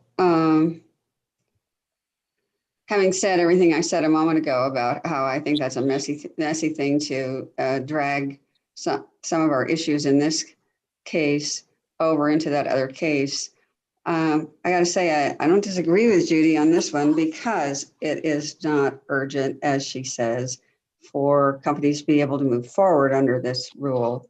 And it is complex. So it could relieve this docket somewhat to be placed somewhere else. It's kind of unfortunate it would have to be that other case, but that other case is there with some other sticky issues. So maybe that would be the thing to do, but I don't know that we have to decide today, but.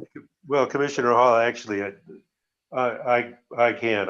Having seen the answers to that request, Yeah. I think Judy's suggestion is reasonable. Yeah. Yeah. Okay.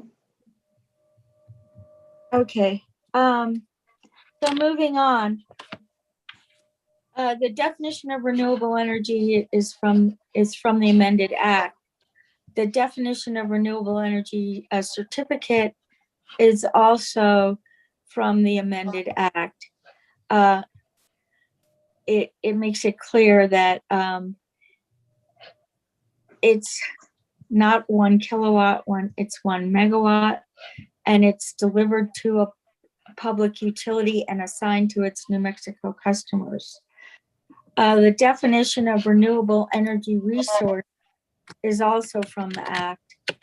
And the interesting thing to note here, you can see what they are: solar, wind, geothermal, hydropower, brought into service on or after July 1, 2007, biomass, and then it talks specifically about what kind of biomass, fuel cells that do not use fossil fuels to create electricity, and landfill gas and anaerobically digested waste biogas. What is not on this list is nuclear. So that would be under a zero carbon resource, which I will get to in a moment.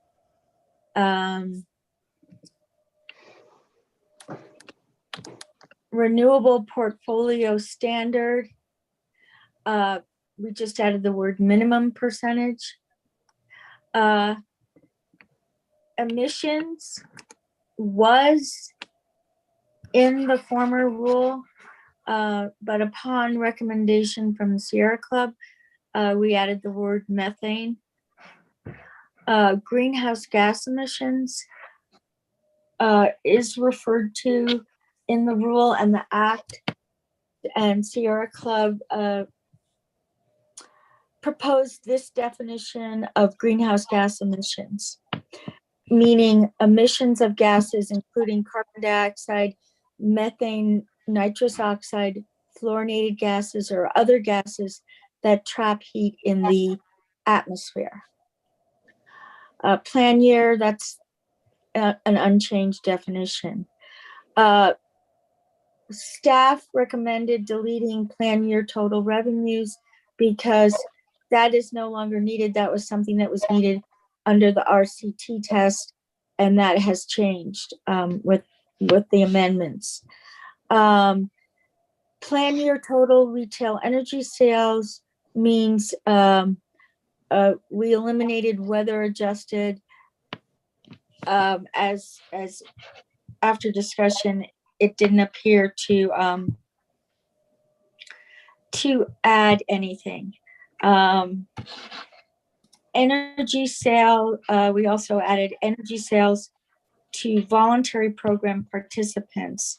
The large customer adjustment has been eliminated by the amendments.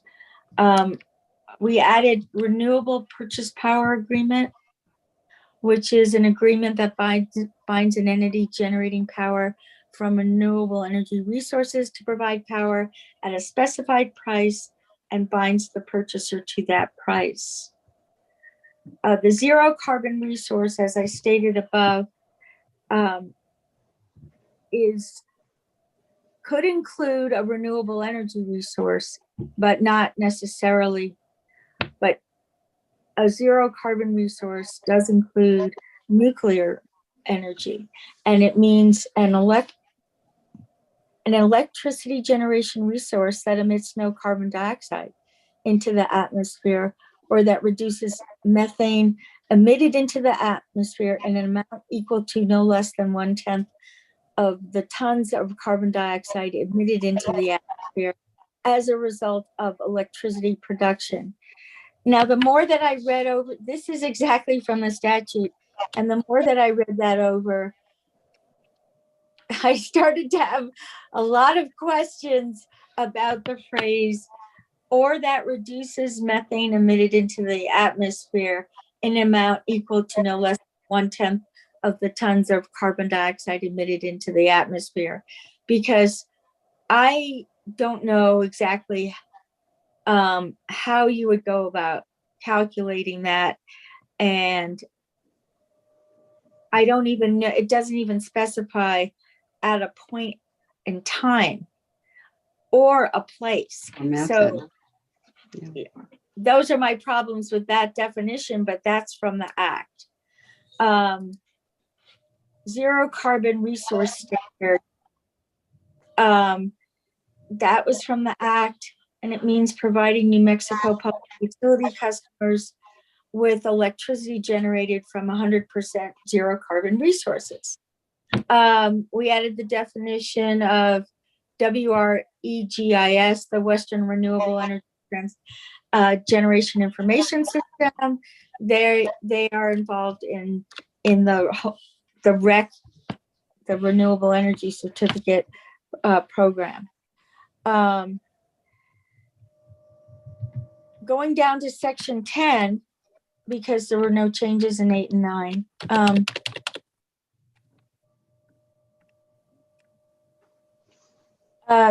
This is a place that the Senate Bill 489 made a lot of changes. They changed the standards, and as you can see, what's stricken through is what we're eliminating. What's underlined is what we're adding. So if you go to number 2, 20% from 2020 through 2024, no less than 40% from 2025 to 2029. No less than 50% from 2030 to 2039. No less than 80% from 2040 and thereafter of the utilities plan year total retail energy sales, provided that compliance with the standard until December 31st, 2047 shall not require the public utility to displace zero carbon resources in the utilities generation portfolio as of July 15th, 2019.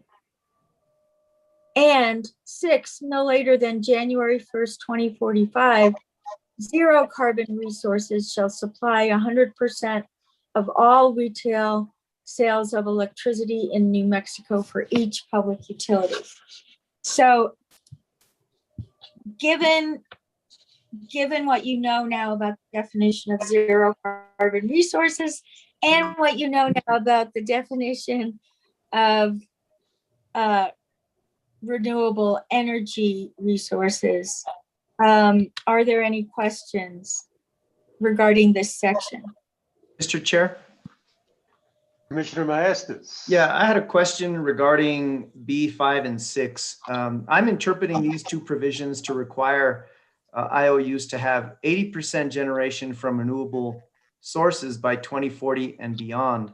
However, zero carbon resources can be counted as renewable until the end of 2047, so long as the resource was in the utilities portfolio as of July 15th of 2019. Starting in 2048, all resources must be zero carbon, including 80% from renewable sources pursuant to the thereafter language in RPS number 5. I mean, is that something we can clarify, meaning that the 80% renewable requirement still applies under the 100% zero carbon requirement? Or in other words, can we explicitly limit nuclear energy to 20% of an IOU's portfolio after 2048? Or should we handle this under the open case, the 20-00158?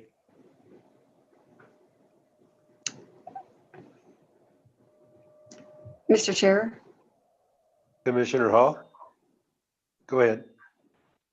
Well, my understanding of the definition of zero carbon resources that Judy just gave us was that it could include renewables.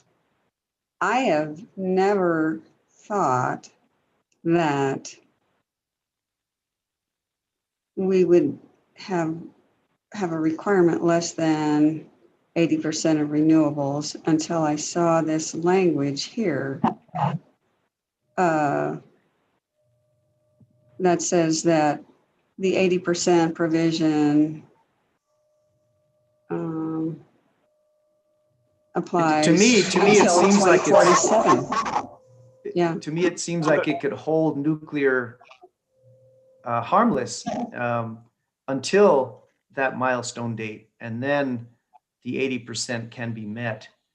That's the way I see it. And you know what? For all I know, I don't know what the status is of each of the IOUs portfolio with respect to carbon-free resources. I think PNM demonstrated in their IRP that they're shedding all their nuclear minus 20%, I believe. But I think, you know, based on the adjustment clause case, we saw that EPE could have more nuclear. I don't know how much is being used in New Mexico, but it would be good to see what was the snapshot of carbon-free energy sources as of that July 15, 2019 date. Is that even an issue? But what I worry about is, given number 6, the way it's stated is, you know, after 2045, it can be zero carbon. Does that mean that they can procure additional nuclear after that milestone date and displace renewables? Because if we had 100% renewable RPS, we wouldn't be having this discussion, right? It'd be 100% renewable.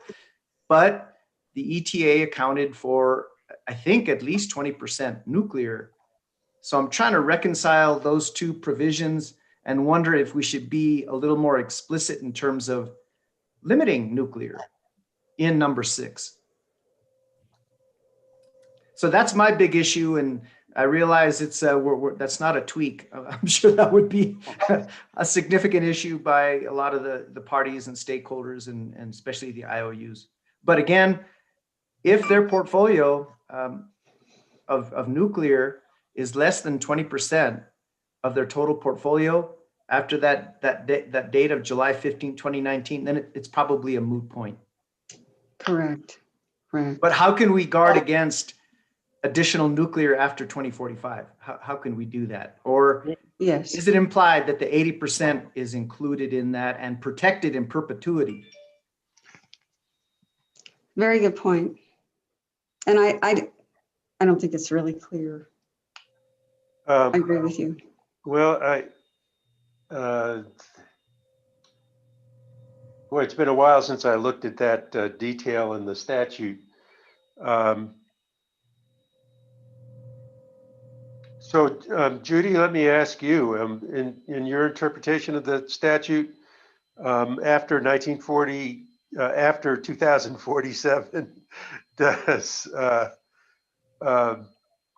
is there space for nuclear in the portfolio?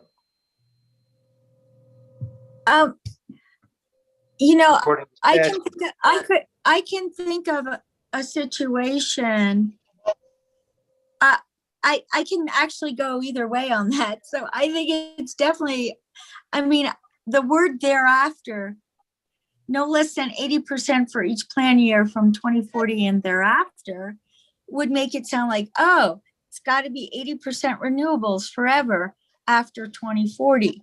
So that would lead you then to Commissioner Maestas's conclusion, which is only 20% could be a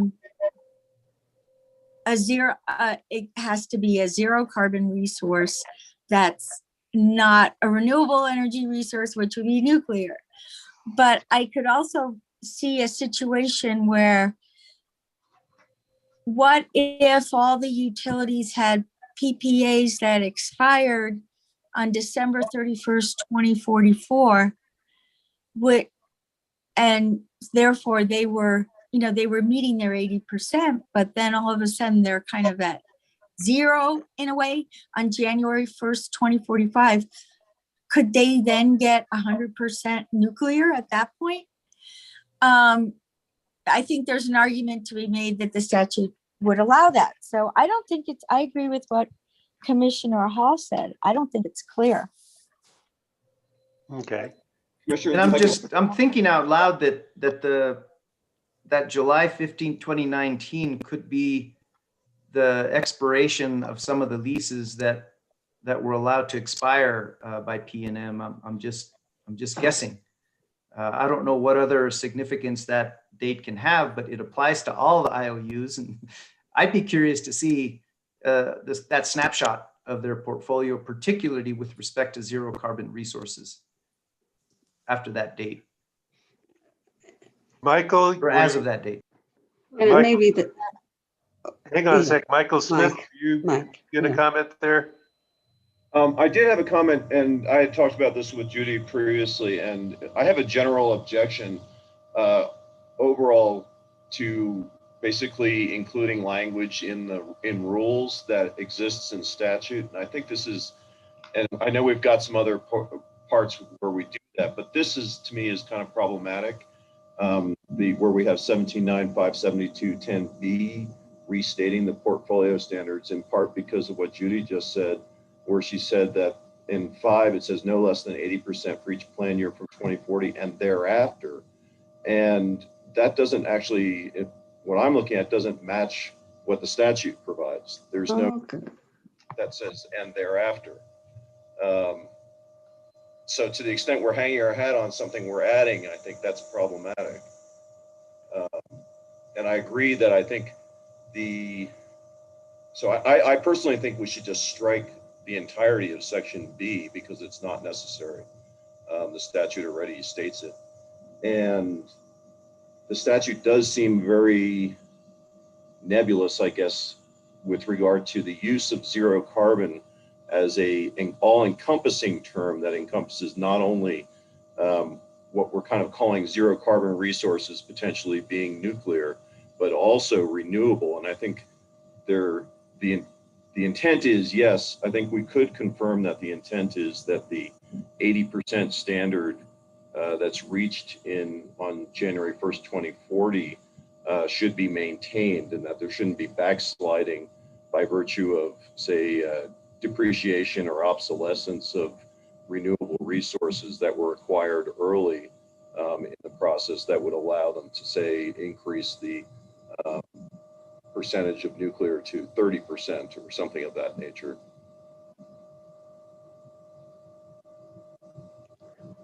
Mr. Chair, Yes, go ahead, Cynthia. I like what Mike said. I think that there's a lot of value there. You know, I was wondering how I could have missed this date if it's not in the statute. And I guess it's not in the statute. I was fiddling around here trying to get to the statute to see, but I think Mike just told us that part of this language is not present in the statute. So, and I agree. What's the point of repeating the language? I mean, you know, I remember seeing an argument by one of the parties about some other language that was also in the statute. And he was saying, oh, well, he agreed, but he thought that it was sometimes helpful for the parties. But in this case, this is not helpful, especially if they're adding if something is added that's not in the statute. So I think it's a good idea to strike it myself, but I defer to other parties, other commissioners' comments too. The only thing I can state is that the thereafter is not in the statute. The December 31st, the language provided that compliance with this standard until December 31st, 2047 shall not require the public utility to displace zero carbon resources in the utilities generation portfolio on the effective date of this 2019 act. That's the statute. So the thereafter was inserted, you know, I would have to research it, but a long time ago in this process. So you're saying it is in the statute, Judy? No, the thereafter is not, but the provided that language, everything after that is. Okay, so the provided part, provided that compliance with this standard until December 31st, 2047 shall not require, et cetera. That is in the statute, is that what you're saying? Right, but the there and thereafter is not in the statute. The phrase thereafter? And thereafter. And thereafter of the utilities plan, your total retail. Just those two words. Just those two words. And thereafter, those two words. And I think that's problematic. This is Michael Smith. I think it's problematic if we're adding that to the standard, to the renewable portfolio standard. The language generally coincides with what the statute is, but the phraseology is different.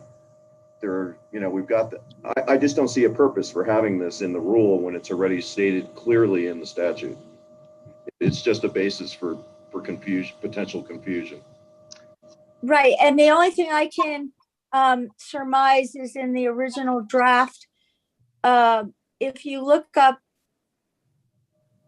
at number 2, formerly number 3, there was an and thereafter up there, and so it seemed to get moved down. But other than that, I don't have any other clue as to how it got there. And I agree with Mike. We can just strike the whole section and just say the standards set forth in the statute. Mr. Chairman, I have a question for Mike or Judy. Go ahead, Commissioner. Can either Mike or Judy shed light on the meaning of the date, December 31st, 2047, the purpose of this reference to this date in this provision? I have no idea. I would, this is Michael Smith. I would tend to agree with whoever it was, which commissioner surmised that this coincides with the retirement date of some nuclear capacity that's probably being leased. That's the Palo Verde date. It is? Oh, Yes. okay. All right, okay. All right, so that makes sense. So let's see. So thereafter, the utilities. Compliance with this shall not require. So I guess this might state that this shall not force an early closure or an early reduction of the nuclear portion prior to that date.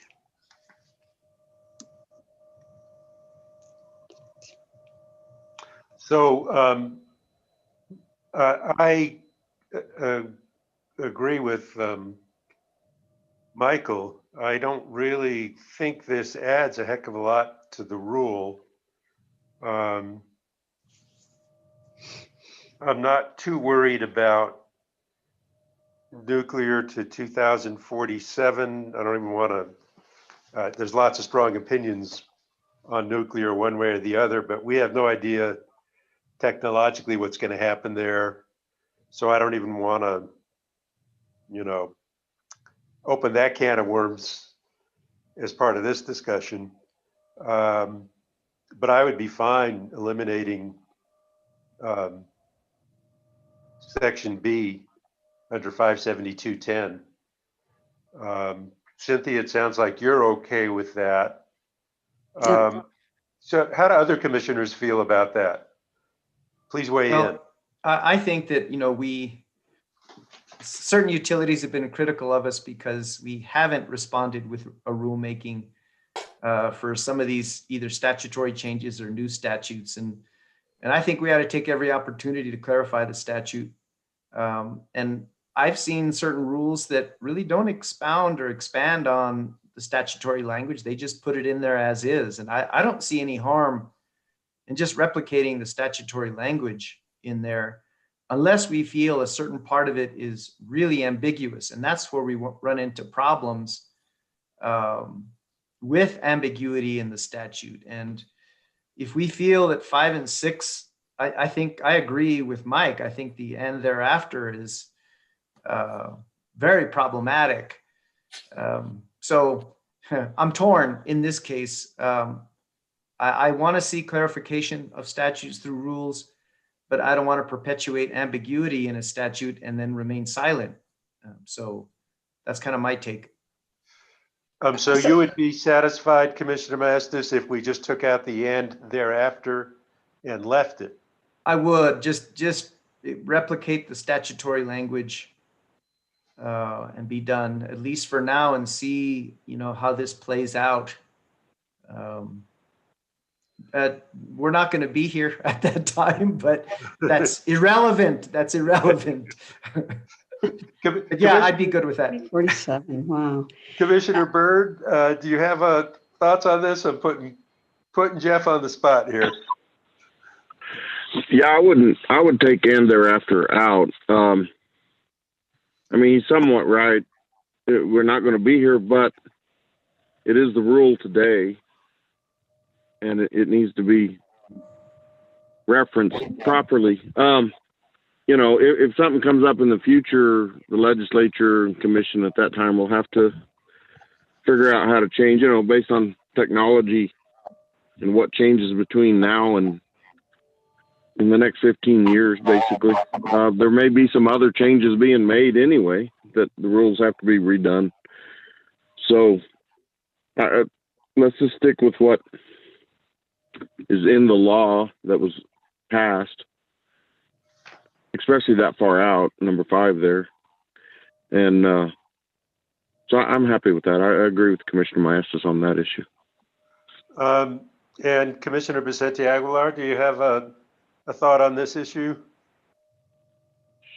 I think we should go ahead and strike and thereafter, because like a couple of commissioners indicated, there's going to be time where there's going to be another opportunity to create the language that's going to reflect what the circumstances are.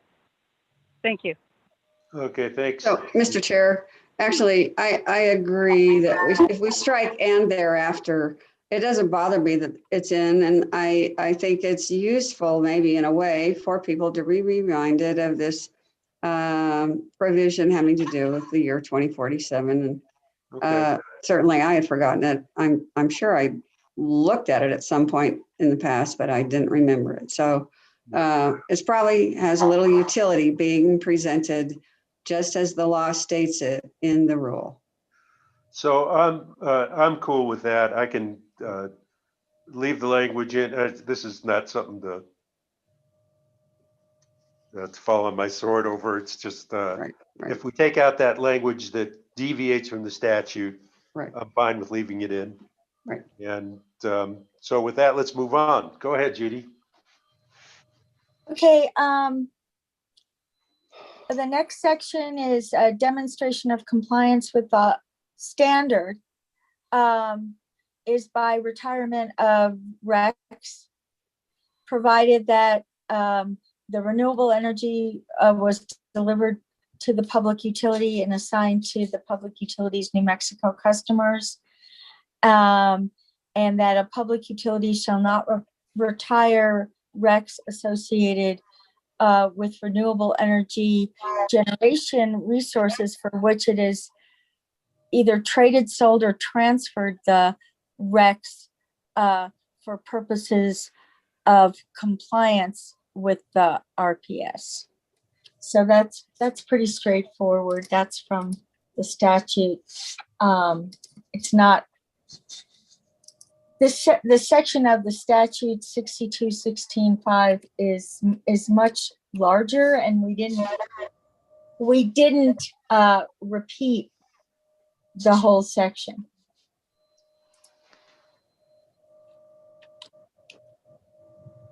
Any comments on that? Let's move on. Okay, the reason that in number 11, zero carbon is the red is struck out because the two sentences were redundant and the second sentence is consistent with the statute. Later, we'll be talking about the reasonable and consistent progress and what that means and how it should be demonstrated. But for this section, we're just stating it as it's stated in the statute. The diversification requirements were eliminated because that was eliminated from in the amended act.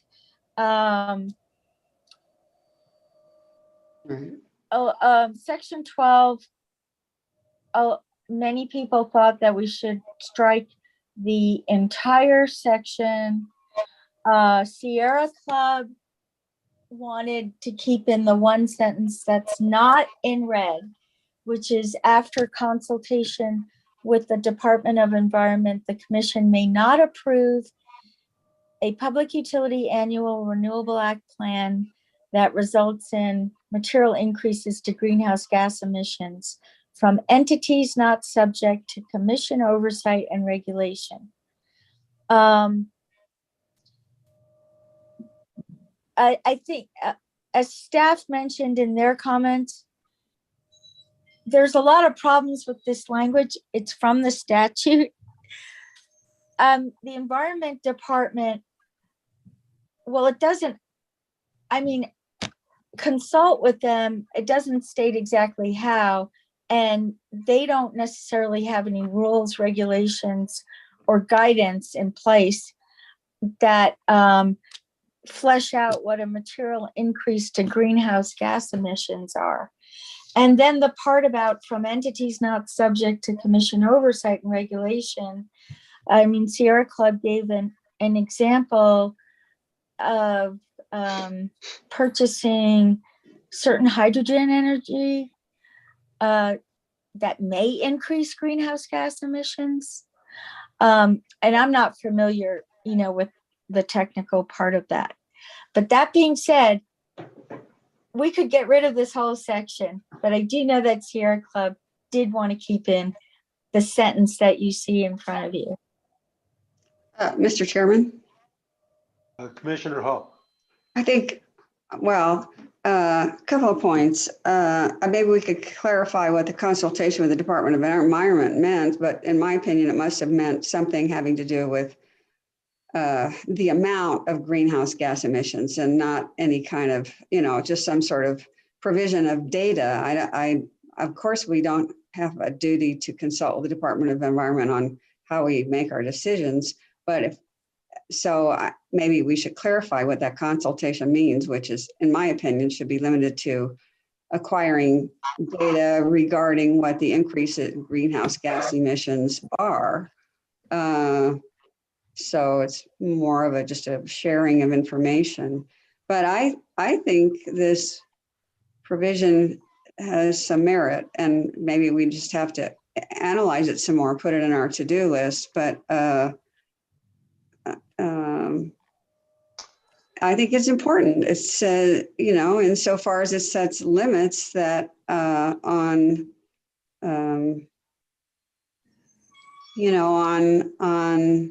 what utilities can do with their renewable energy plans if they're gonna offer a plan that material increases greenhouse gas emissions from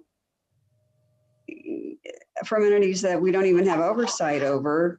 That's a problem, and that's counter to the objectives of the Renewable Energy Act and the Energy Transition Act. So the language that says we may not approve such a plan, I think makes sense. I'd like to, discuss that further with General Counsel to see what the contravening arguments are there, but I would preserve this language. Otherwise, we're turned on our heads. The may not approve in the statute. What's that, Judy? The may not, this language is from the statute. So we already have this authority, even if we don't put it in.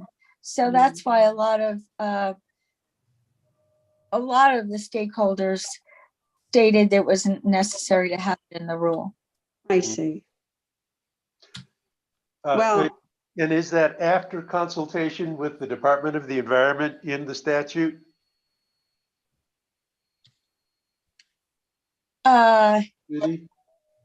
Well, the way it's written in the statute, and it's in 62, hold on, let me get the exact, 6216(4)B.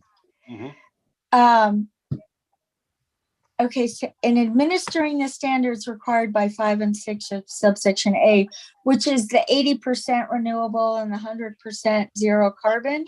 Right. The commission shall not, and then it's got 1, 2, 3, which talks about unreasonable impacts to electricity bills. 4, prevent carbon dioxide from being reassigned or redesignated or sold as a way of complying. 5 is in consultation with energy, minerals, and natural resources. Undertake programs not prohibited by law to achieve the standard. 6, this is where it comes in consultation with the Department of Environment, ensure that the standard does not result in material increases to greenhouse gas emissions from entities not subject to commission oversight and regulation. So this just phrases it in another way, that we may not approve a plan because the act says we have to ensure that the standard does not result in material increases to greenhouse gas emissions from entities not subject to commission oversight and regulation. And we do this in consultation with the Department of Environment. Yeah. So personally, I'm fine with it either in or out. It is repetitive of the statute. The only thing that's not repetitive is that it says the commission may not approve. The statute doesn't use that language. Yeah, okay. But What it did you does say, Judy? The statute, what did you say about the language?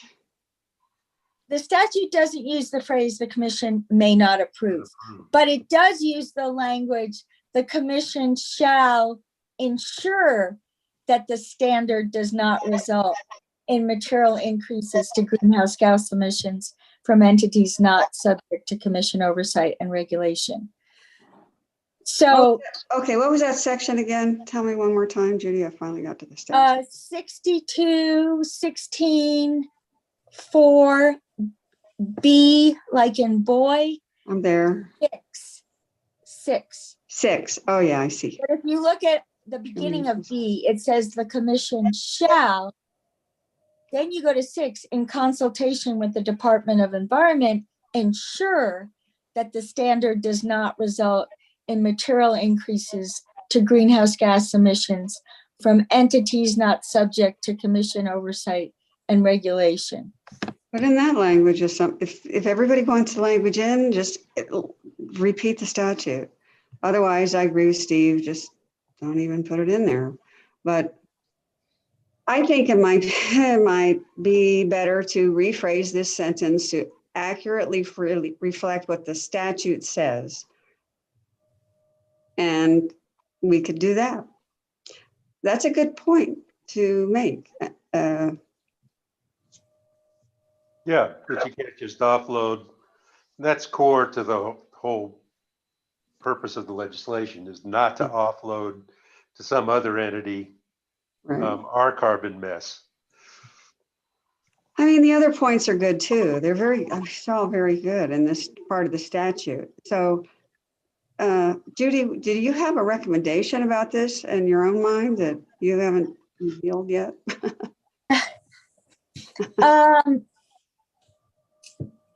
I would recommend use it. I mean, there's no reason to repeat the statute. Yeah. So the two things I would recommend are, 1, strike all of section 12, or 2, adopt what the Sierra Club what is proposing, because it's consistent in the sense that it doesn't say shall not approve, it just says may not approve.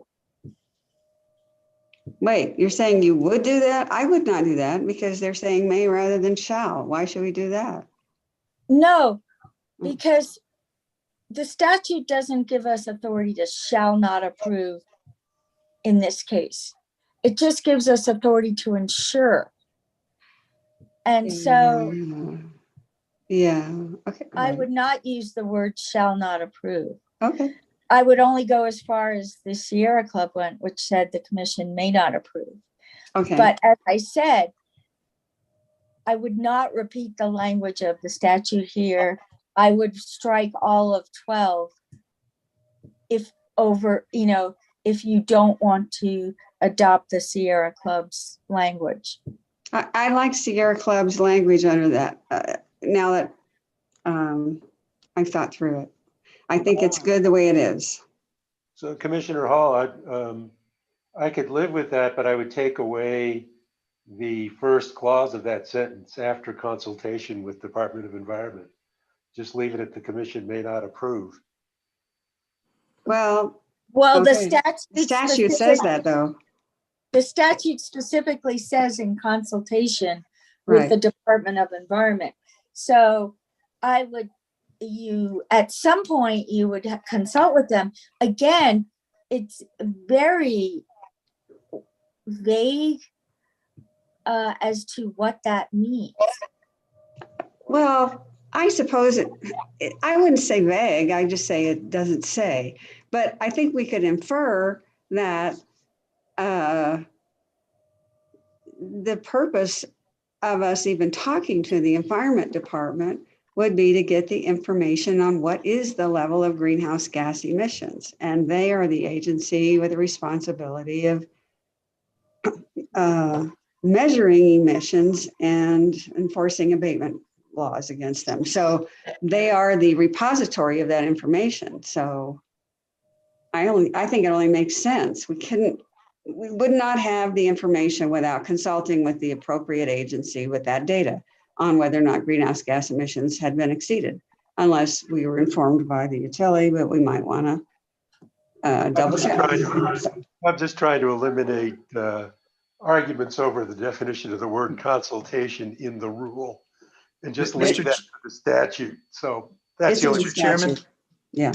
Yeah, And I'm with go you ahead, because, Commissioner Maestas. see, I think this is aspirational because as I understand, and I could be wrong, there is no standards for greenhouse gas emissions. I mean, I think the Environment Department monitors all your standard air contaminants and, NOx and carbon monoxide.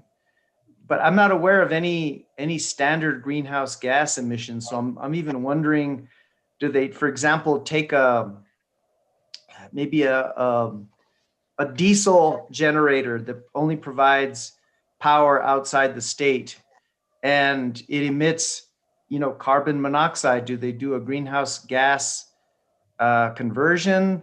So I don't see greenhouse gas emission measurement as being standardized by the Environment Department. And so I know that there was legislation in which they're trying to do that, but I don't think it was passed in this last session. So I'm even wondering, is this just something that in the event that we do have some standardization of measuring greenhouse gas emissions and putting limits on certain facilities that emit greenhouse gas emissions, that this would really be relevant? We need some help from our attorneys because my recollection was that HB 489 did have some specifications on what plants could spew out that would be enforced by the Environment Department. And I'm just going, it's such a long bill, I wouldn't know where to find it in there, but that's my recollection. Mr. Chairman, I believe there was one provision pertaining to carbon dioxide emissions, and we are including that in our draft of the IRP procurement rule as an authority to react to or to partially authorize the statute. I don't think it's just aspirational because, well, in any case, because there is that provision in HB 489, but also it's embedded in statute. It's language that's already in the statute. I don't think there's any risk to us or any irrelevancy to the language for purposes of this this provision being placed here. I think it's just intended to be, an encapsulation of that particular provision to maybe remind people who are reading the rule of this priority. Yeah, so there were standards that were applied if you were going to keep a plant operating going forward. So San Juan, as an example, and that they needed to meet those standards to keep that plant operating. Yeah. And that it was the Department of Environment that was going to enforce those standards. So that was my memory of 489. Yeah. And again, don't make me start thumbing through the bill because I get lost in the 85 pages. But Mike or Judy, do you have any recollection on that?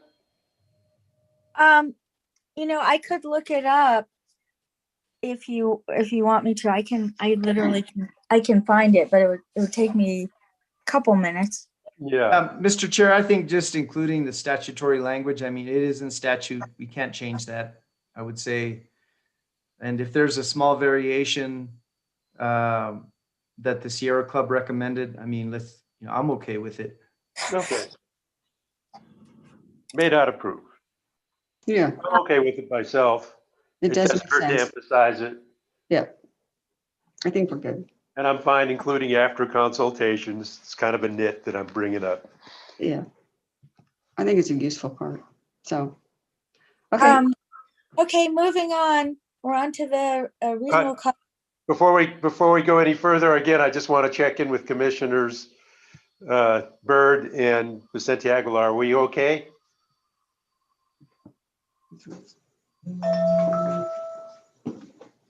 Mr. Chairman. Yes.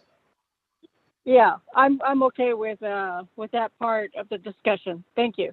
Okay. And Commissioner Byrd, I want to be sure we're checking in here.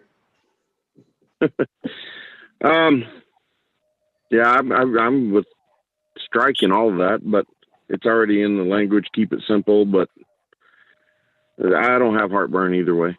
Okay. Let's go ahead, Judy.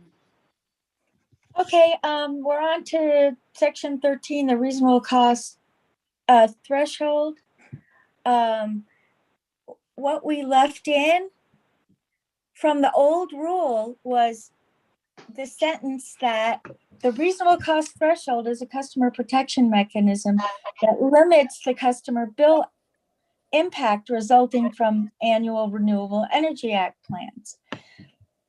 Now that's interesting because that was something I think that the commission originally put in, but I'm not sure that's exact language from the statute. But anyway, we're not changing it and nobody asked to change it. So moving to the next section B, it just repeats the definition that I stated earlier, except it talks about the adjustment for inflation. And,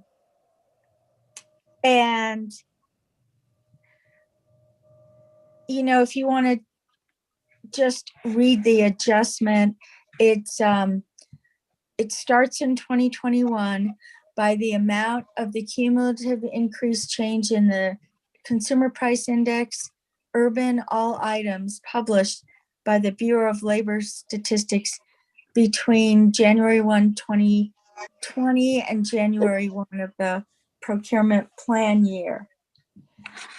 We probably need to add and every year thereafter because this only talks about that 1 year.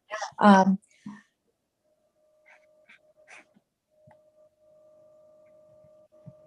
then it talks about how you need to present the reasonable cost threshold analysis by procurement and show how each procurement compares for that plan year inflation, adjusted RCT to the extent that it's greater than the RCT and results in excess costs. That shouldn't be a period. I need to fix that. The public utility shall explain why it proposes to incur those excess costs to the extent of procurement is at or below the RCT. The public utility shall explain the extent to which such procurement contributes toward exceeding the renewable portfolio standard. The public utility shall further explain in detail why the public utility cannot procure resources at a cost less than the RCT, with a demonstration of the public utility's efforts to obtain or procure, it shouldn't be to, renewable energy at or below the reasonable cost threshold. At this point, I don't know. I know that EPE at one point was not at the RCT. I don't know if they presently are. I think PNM and SPS are below the RCT, but I could be wrong and someone could correct me. But is there any discussion about this section?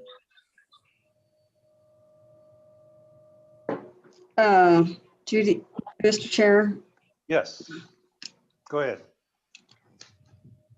Go ahead, Cynthia. Yeah, okay. So Judy, does this reflect the statutory language?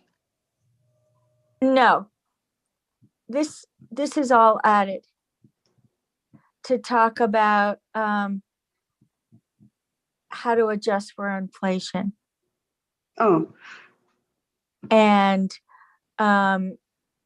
states that if you're over the RCT, that's excess costs, and you have to explain why you're incurring excess costs.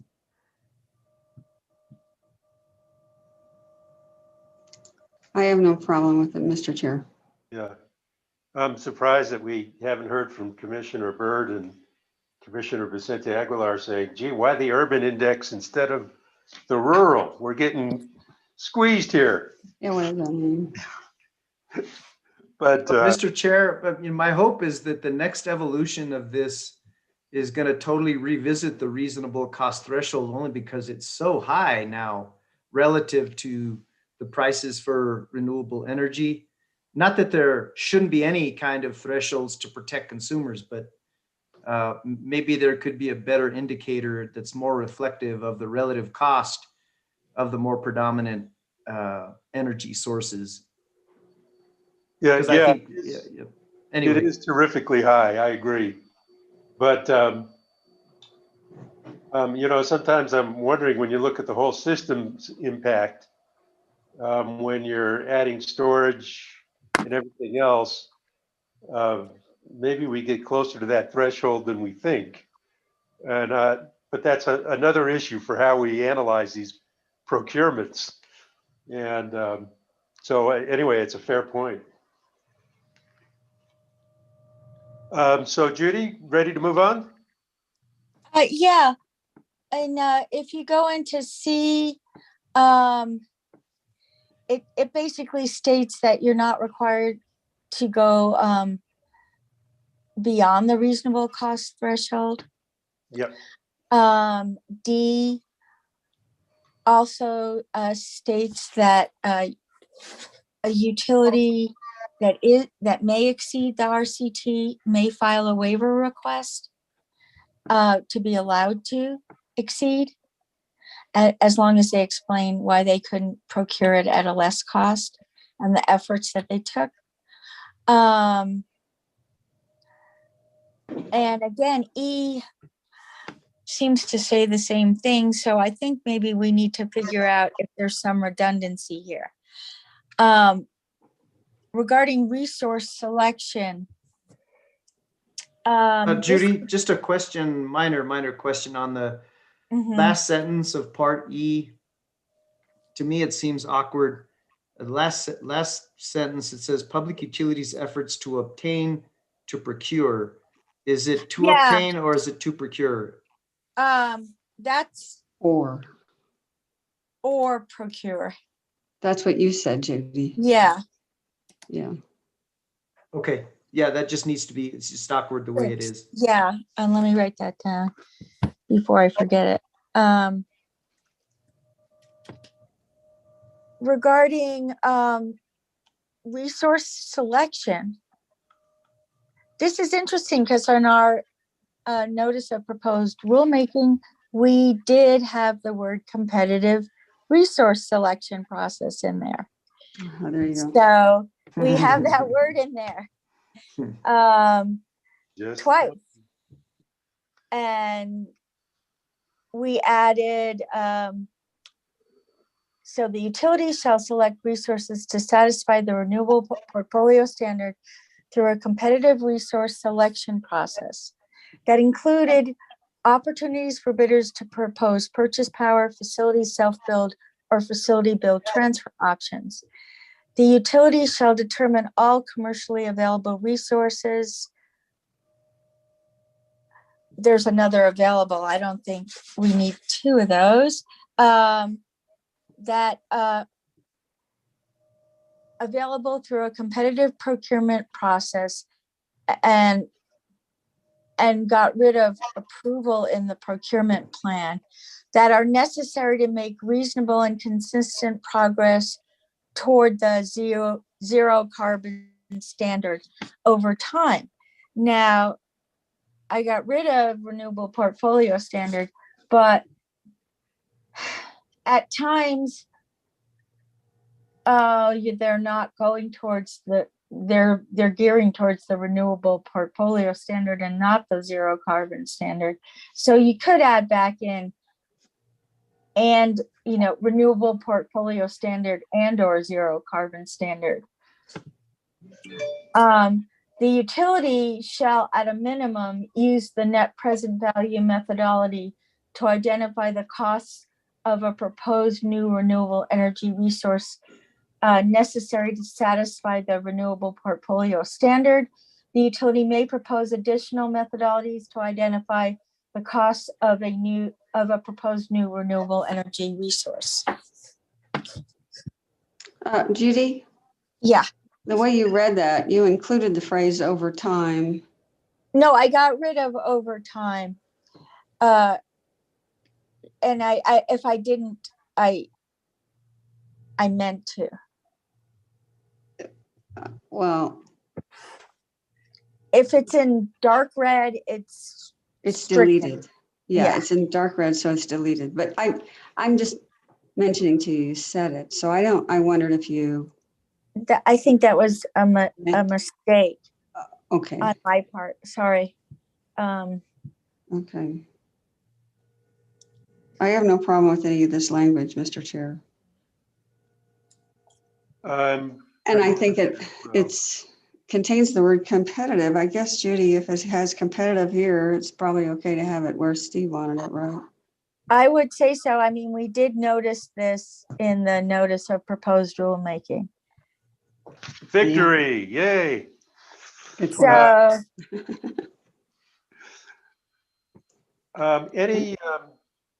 Any comments from commissioners on this one? Okay, let's take a break here. Judy, how much longer do you think we need to go through the rule? if it were up to me, right? I'm getting tired. Taking into consideration who your commissioners are, how much longer to review the rule?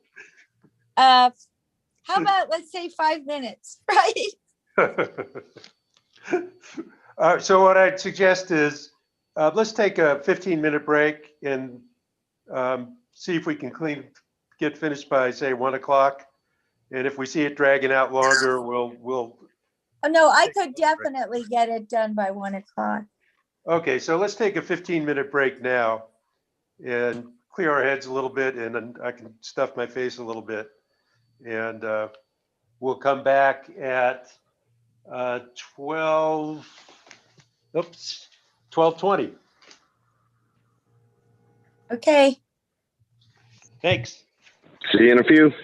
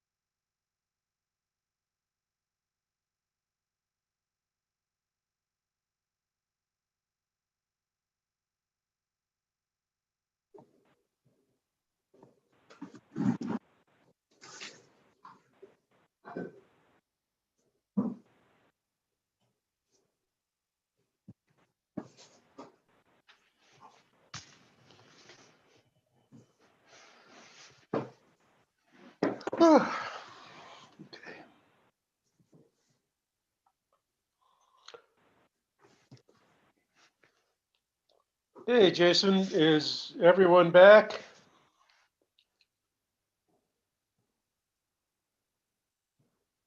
Mr. Chairman, can you hear me okay? Yeah.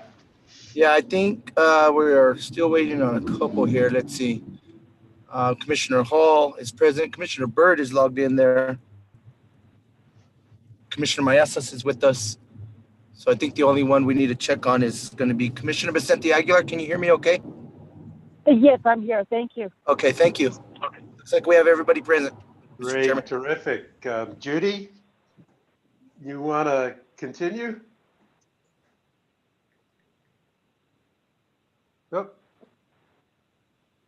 maybe Judy's not here. Commissioner, I was on the phone with Judy a few minutes ago, and I think she's getting back on right now. Okay, thanks, Mike. Yeah, I'm here. So whenever you're ready. Just punish us. Put it on the Yeah. screen. Let's go through it. All right. Well, we're getting close. We're on to 62 16-4C, which is essentially the large customers. And the law actually made some changes. And basically this states what the changes are in the law. There's no longer what was called a large customer cap. It's basically that any customer that's I'm on 79.572.17.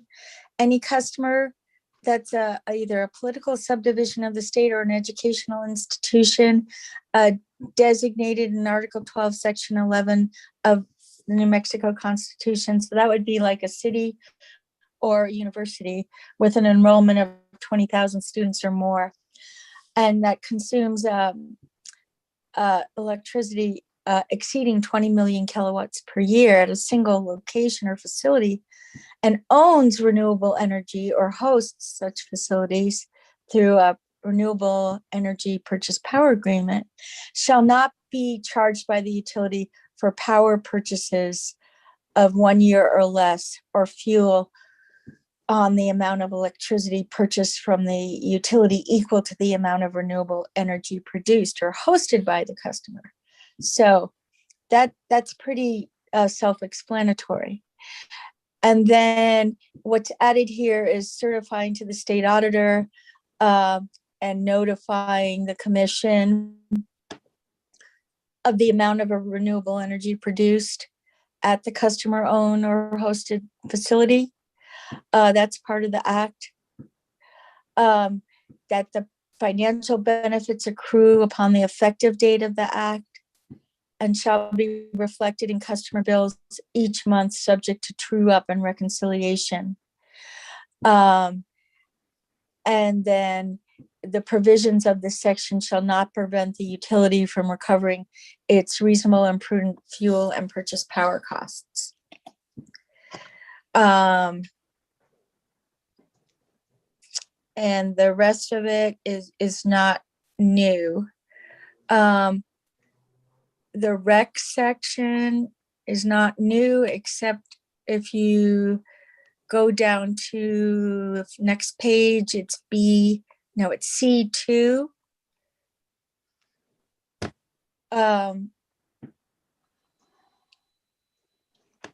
This language is from the statute.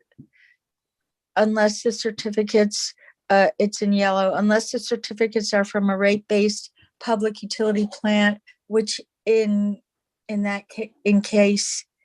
which case the entirety of the recs from that plant shall be retired by the utility on behalf of itself or its customers. Any contract to purchase renewable energy entered into by the public utility on or after July 1, 2019 shall include conveyance to the purchasing utility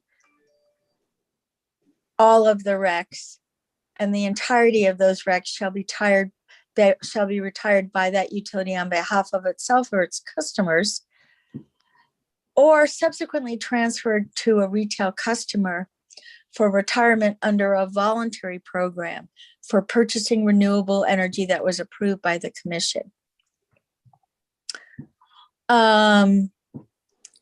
Nothing else new until you get down to, Judy, yeah, go back to 17.9.572.15.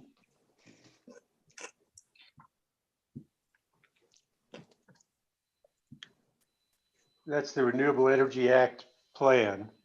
You didn't change anything there at all? 15.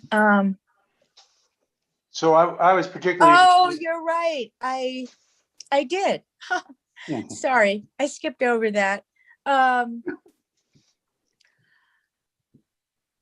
There were things that were added. If you look in B6, well, that's from the NOPR, and we're adding that the utilities plan needs to include capital, operating, and fuel costs on a per megawatt hour basis during the preceding calendar year of each non-renewable generation resource rate base by the utility or dedicated to the utility through a power purchase agreement of 1 year or longer, and the non-renewable generation resources carbon dioxide emissions on a per megawatt basis during the same year.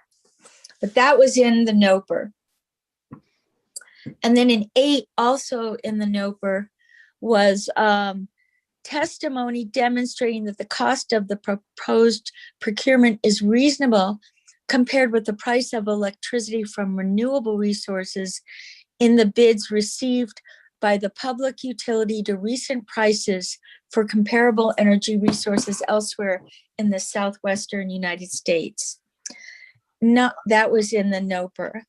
Okay. In 9, in the NOPR, the language testimony regarding strategies used to minimize costs of renewable energy integration, including location, diversity, balancing area activity, demand side management, and what was added was rate design and load management.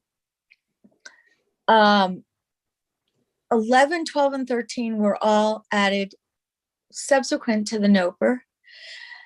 11 states testimony demonstrating that acceptable system reliability will be maintained with the proposed new renewable resource additions.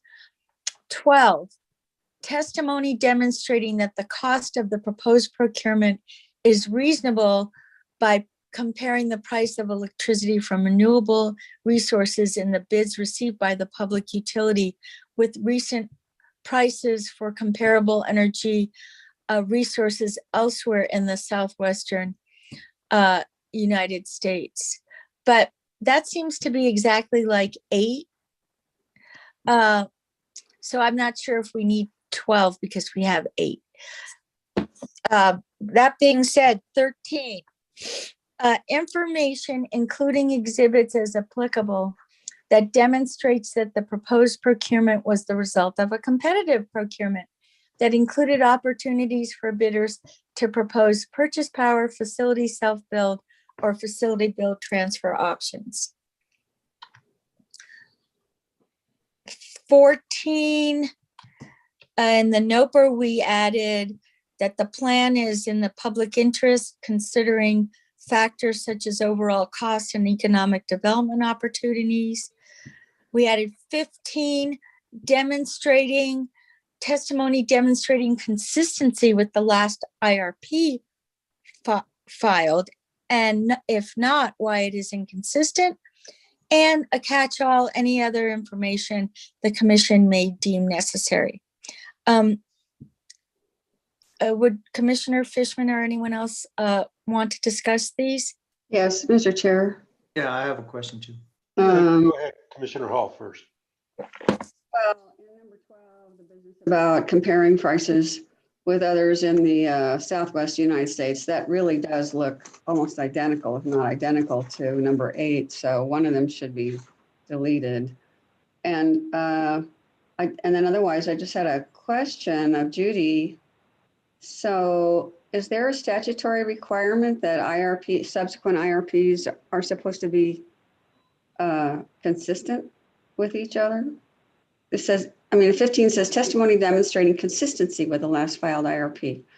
And if not, explain why it is inconsistent. I'm just wondering, where does that come from? Is there a statute provision that requires that? And what's the basis of that? Commissioner Fishman requested this be added, so perhaps he would want to respond. Yeah, I don't know that it's in statute, but if we're doing an IRP and it's a plan, we should try and be consistent.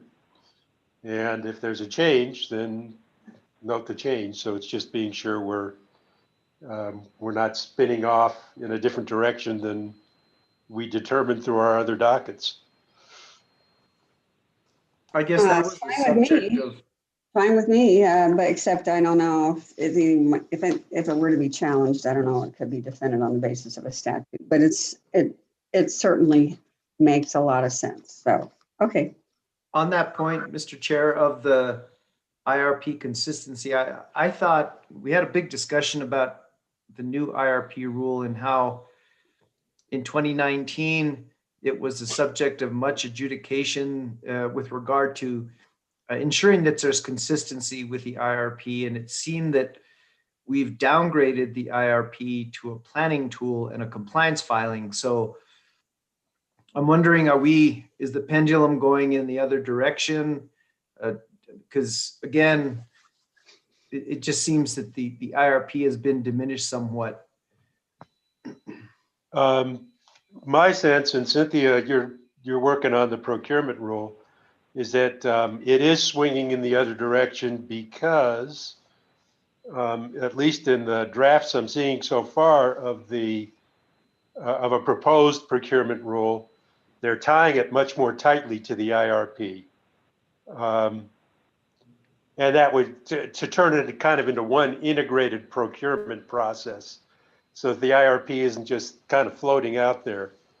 But Cynthia, you're working on that. So what's your perspective there? Yeah, that's correct. I mean, Joe's correct. Currently, that's the state of affairs. We don't have this finalized yet, but we are very close to getting it finalized. So I will be bringing in NOPR before the commission pretty soon, but it's not the current state of the rule. So, I mean, you're correct, Joe, but I don't think, I don't think it's a big deal either way, frankly. I mean, just wanting it to be consistent with whatever the IRP rule is at the moment, I think is fairly innocuous as a requirement myself, but. Well, it's placed before the catch-all, so you're probably right. So yeah, I'm okay. I just want to know why we're kind of going in that direction, because I realize the emphasis on competitive procurement, but I see it as more impactful in, the Efficiency of Energy Act, more so in there than the IRP rule, where you really do get, plans that produce specific projects in a shorter time frame, right? In a shorter horizon, 3 to 5 years. But anyway, I'm getting my feet wet in understanding like how duplicative or how redundant do we need to be to emphasize competitive procurement across all of our rules. Right. I would think that one of them is going to really control, right, and be more relevant than the other, but I could be wrong.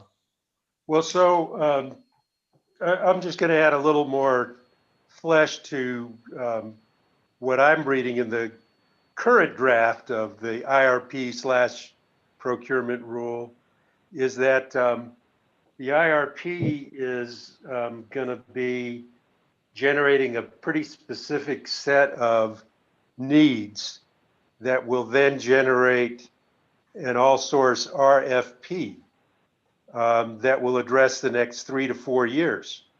So the IRP is becoming much more an operating document than just a planning document in that, if that's the way we decide to adopt it.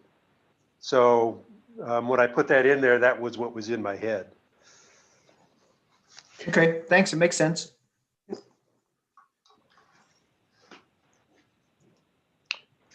Okay, Judy, go ahead.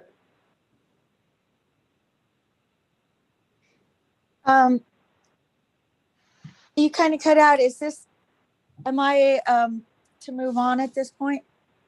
Yeah, so Cynthia, were we going to make that adjustment to item 12 versus 8, I guess? Yeah, Getting rid of one of them. exactly. I realized they said the same thing. Okay. And okay.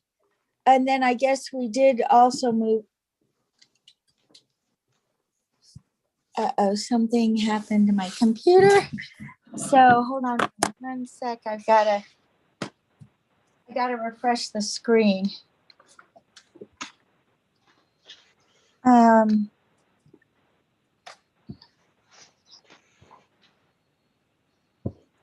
being energy efficient, it suddenly went into power save mode.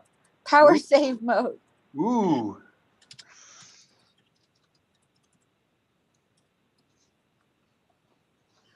Okay. Can't really see Mr. it. Chair. Mr. Chair. Commissioner Hall. It looks like there were some changes to, yeah, it looks like there were some changes to 572.16 as well. I don't know if Yeah, we did Judy talk was about going to go there next. 16, but I was the cost recovery for renewable energy and carbon dioxide emissions. The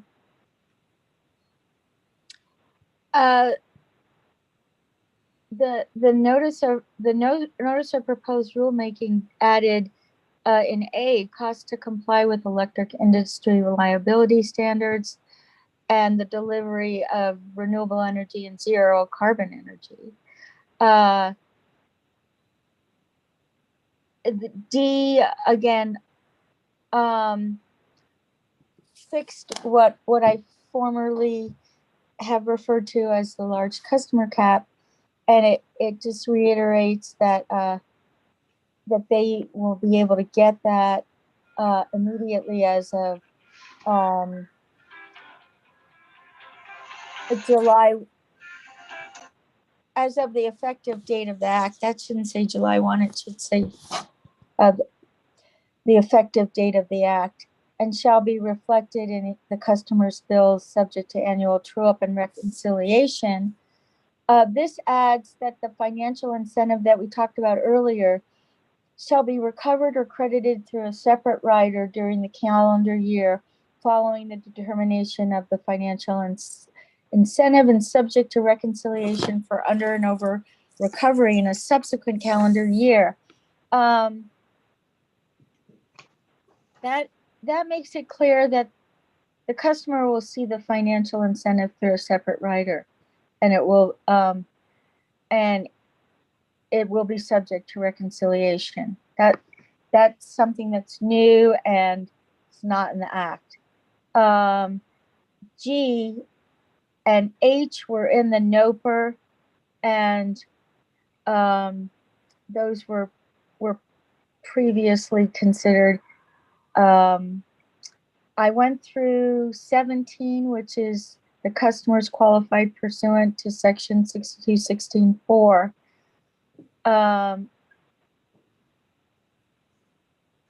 I went through the recs,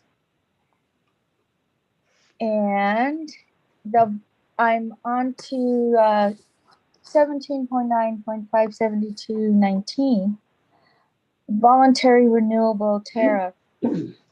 And the act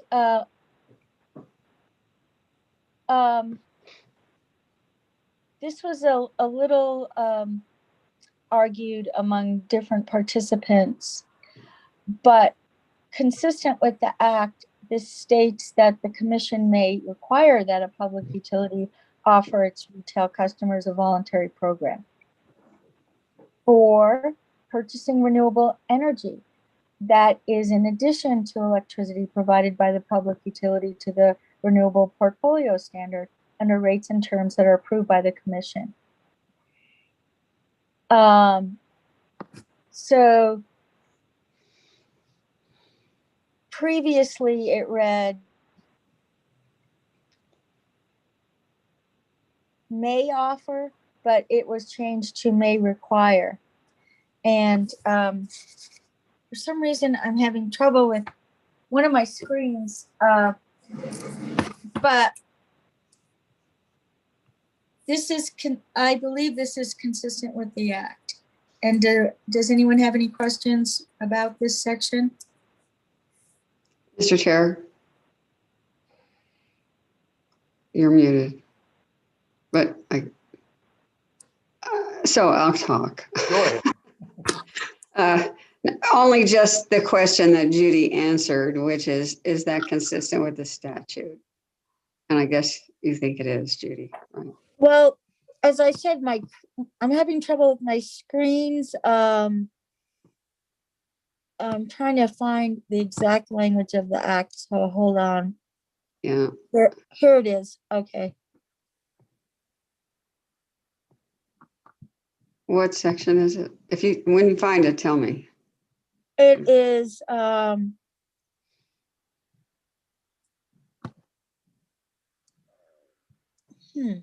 it's not voluntary program. Let me see.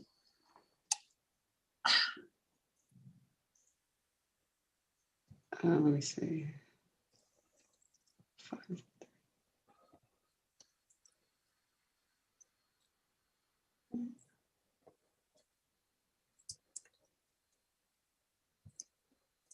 As I said, I'm having trouble with, all of a sudden, I think one of my screens went out. So Wow.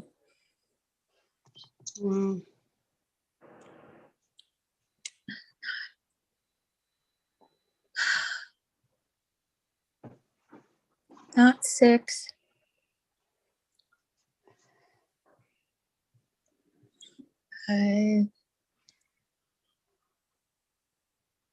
It might be in 4. It might be 62, 16, 4. That's what it looks.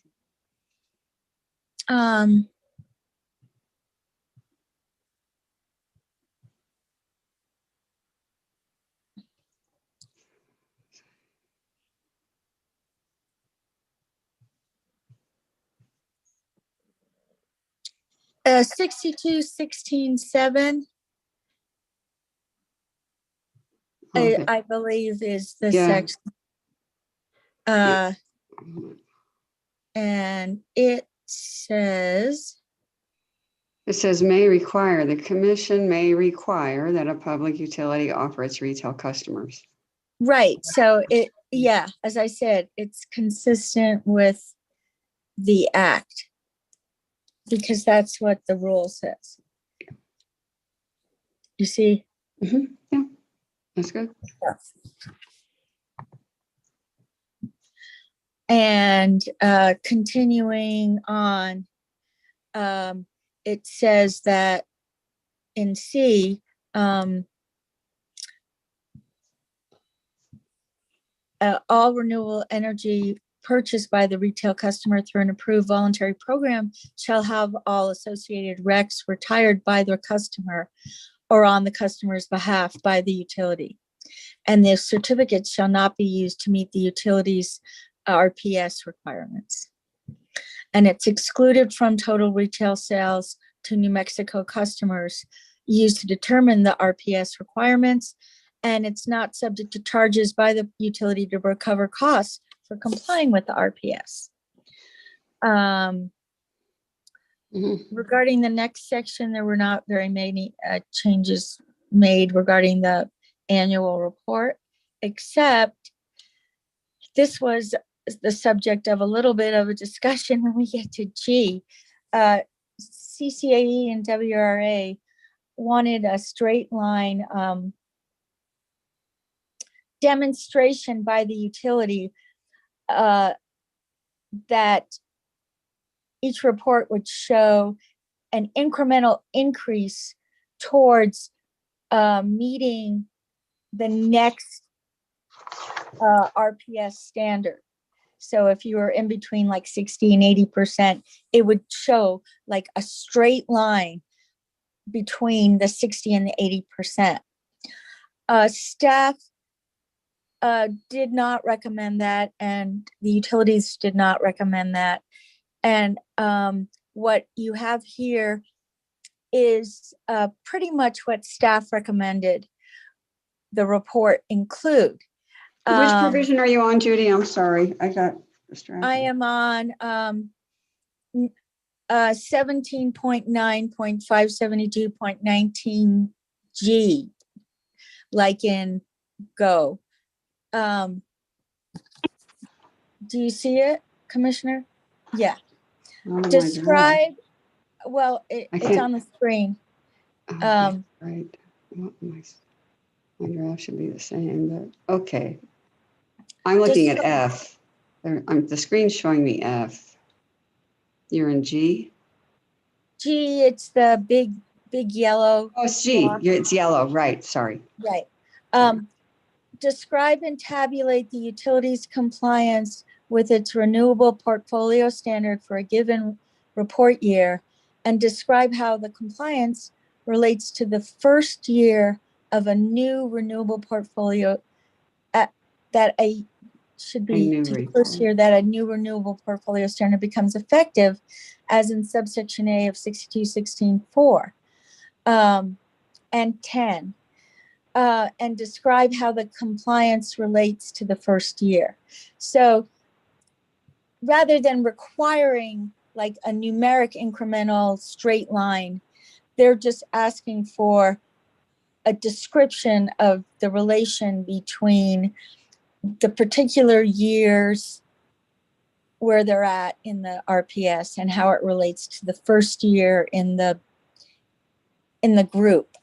And then the report shall include the following: reporting each year's total utility renewable portfolio standard requirement in megawatts, reporting each year's total renewable portfolio standard compliance in megawatts, reporting each year's total renewable portfolio standard provided by eligible renewable energy resources in megawatt hours listed by resource and totaled, the percentage of report year total utility renewable portfolio standard megawatt hours provided by eligible renewable energy resources, and report year kilowatt generation by facility from coal-fired generating facilities allocated to New Mexico retail customers.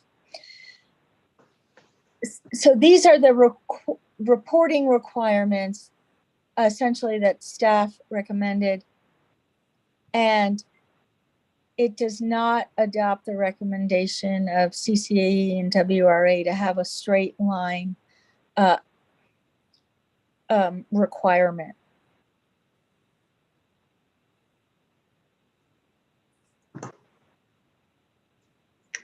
Commissioner Hall, any thoughts on that?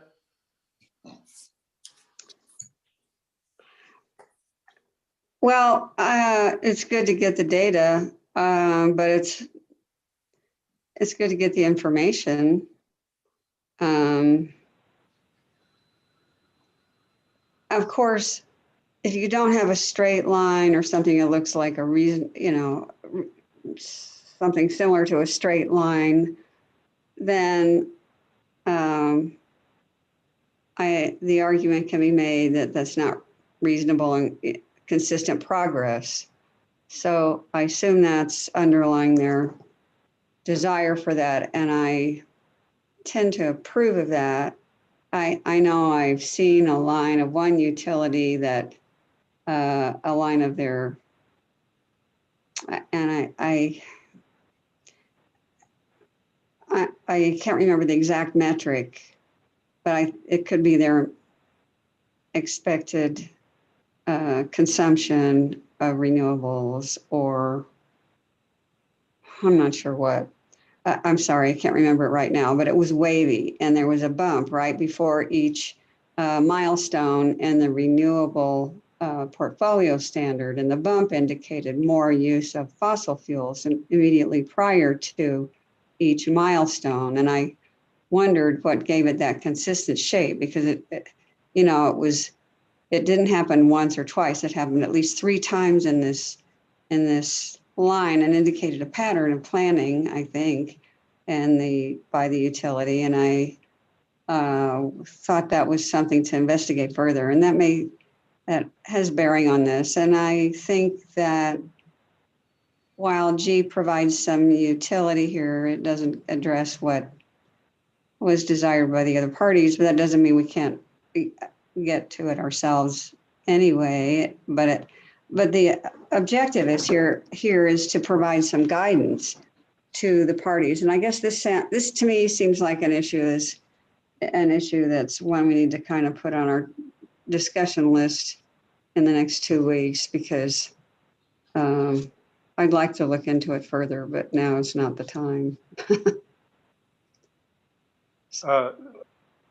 Just in response to your thoughts, Commissioner Hall, I'm thinking that, a strict 3% a year increase in renewables as a percentage of generation from, say, 2030 to 2050 is not a smart idea if you keep trying to go after these mini goals that might make you make poor investments for the long term.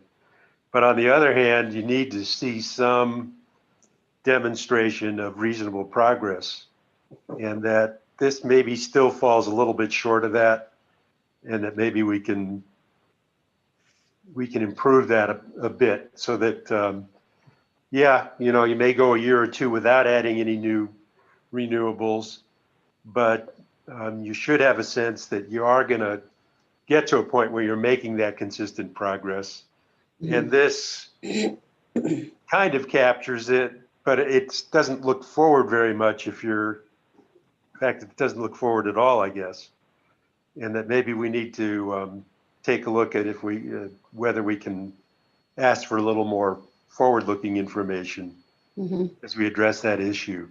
Does that make sense to you, Cynthia? Yeah, it does. Yeah. But Mr. Chair, wouldn't we get that information from the IRP? That's true. I guess that's It was an IRP I was looking at, in fact, I think, that showed me that graph. So. Yeah, I guess that's true. And if we're asking to explain any deviations from the IRP, that'd be the place to get it. So that may be redundant. Good point. Also, this section just is it's a report of their generation or purchases during the prior plan year. So that's why it's never intended to be a forward-looking document. Right. But that being said, the request, I believe, from WRA and CCA was like what you said, Commissioner Fishman, like 3% or some percent per year. Yeah. Demonstration.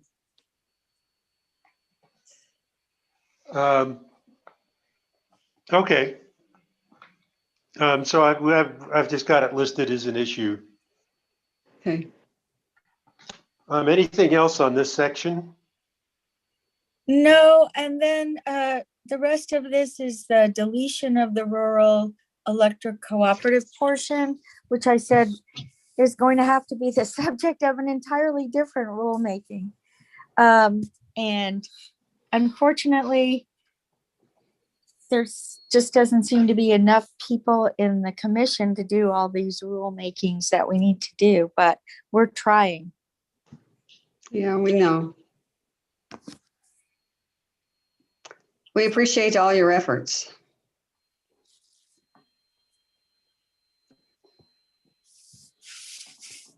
And that's all I have. I can, so I just need some guidance as to what you would like me to do for next week. So, Judy, I had one other issue that came up for me since we last talked. And that's on 572.23, recovery of renewable portfolio standard costs. And if you can bring that up on the screen.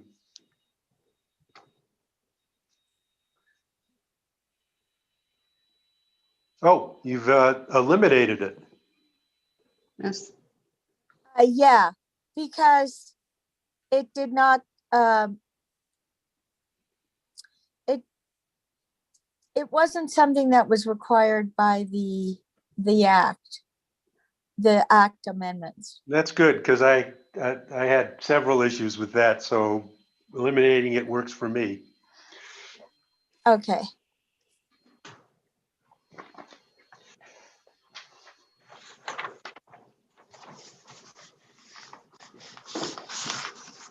And that's that was an issue that Occidental had, and it's something that we can continue to discuss in a case, but we don't necessarily have to put it in the rule at this time. Sounded good. So to be clear, we're gonna proceed to have it advertised as a final rule? Is that? So the question, the question becomes, do we have enough issues here that we want to reopen the record, Cynthia, and do a little more work on this, or not? Well, I'd be in favor of doing that for a 2-week period, as we discussed earlier. I mean, we can even start with 1 week, but if we're gonna know, we have to, if we have noticed it, probably just should say 2 weeks. So what are the key issues, Commissioner Hall, that you've got there? Well, I wasn't writing them all down, but I know I identified about 4 or 5. 4. So I'm going to read the ones that I've got down, and let's decide if it's worth going back to or not. So we had the issue of capital investment opportunities, which is in the statute, and statute is statute, so I'm not sure what we can do about that. We had the issue of Four Corners from Commissioner Maestas. Yeah, we definitely need to talk about some more. Is that, is there I think anything that was a good one. Yeah. reach out and keep some control on there if we desire? We had the addition of bill transfer being included in the definitions on procurement. Which, Commissioner, that would be fairly simple to add. Yeah, I think that's a simple one you can work with Joe on. I think he was. Yeah, I think on that one. I think we just add it. As simple as that. Yeah. Include procurement definition number 4. What was I saying there? Nothing I can remember. Maybe was it the word competitive? Because I think we already agreed to add competitive. Yeah, that was all set. Then we had the elimination. We had item 12 and item 8 under that list of items that we were just recently going through where they were duplicate, and we're going to eliminate it. That's easy. Those are the only issues we had that I noted. Anyone else note some issues there, Judy, or? Well, we already said that we were moving the annual levelized cost of energy to the other docket. So right. that was an issue. And then regarding, yeah, I see those. So I see the those three that you just mentioned at the end, very, very easy to do. Yep. Adding bill transfer and self-bill to the definition of procurement, adding competitive to the definition of procurement, deleting that number 12, which is duplicative. Regarding the capital investment opportunities, you're right, it is in statute, but it could be fleshed out. I just don't know how important that is to keep the record open. And then regarding Commissioner Maestas's issue, I think that's a very important issue. And I am not sure keeping the record open for 2 weeks would be sufficient. That might be the kind of issue to also move to the other docket.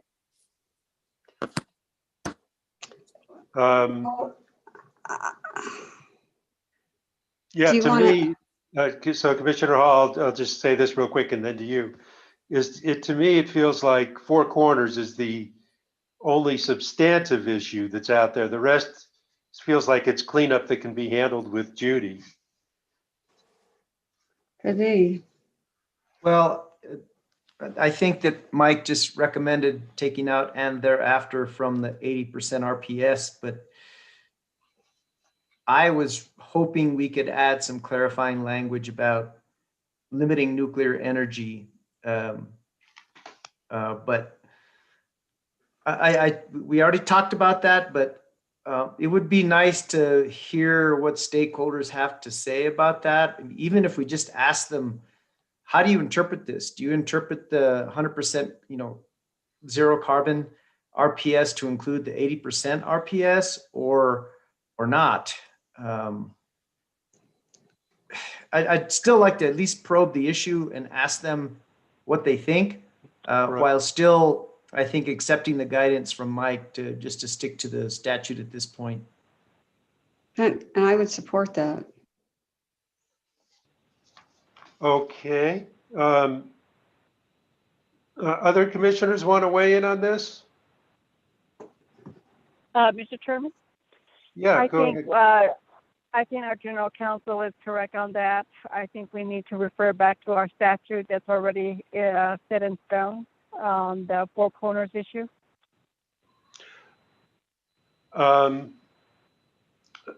So the question I have is, do we want to come back and open the record and take a week or two to have everybody exchange ideas on Four Corners and on nuclear energy before we finalize this rule? I think it would be prudent to do that much. So that's where Cynthia wants to go. Joe?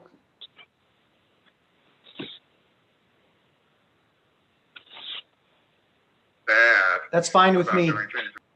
Okay. My take is if we've got two commissioners who want to explore a couple more issues, let's do it. And so my thought would be, let's go ahead and open it up, have some discussion. And, when we vote on this rule, we'll know we're all totally comfortable and it's a done deal that we don't have to revisit. So Commissioners Byrd and Aguilar, Vicente Aguilar, do you have any thoughts on that? No, Mr. Chairman.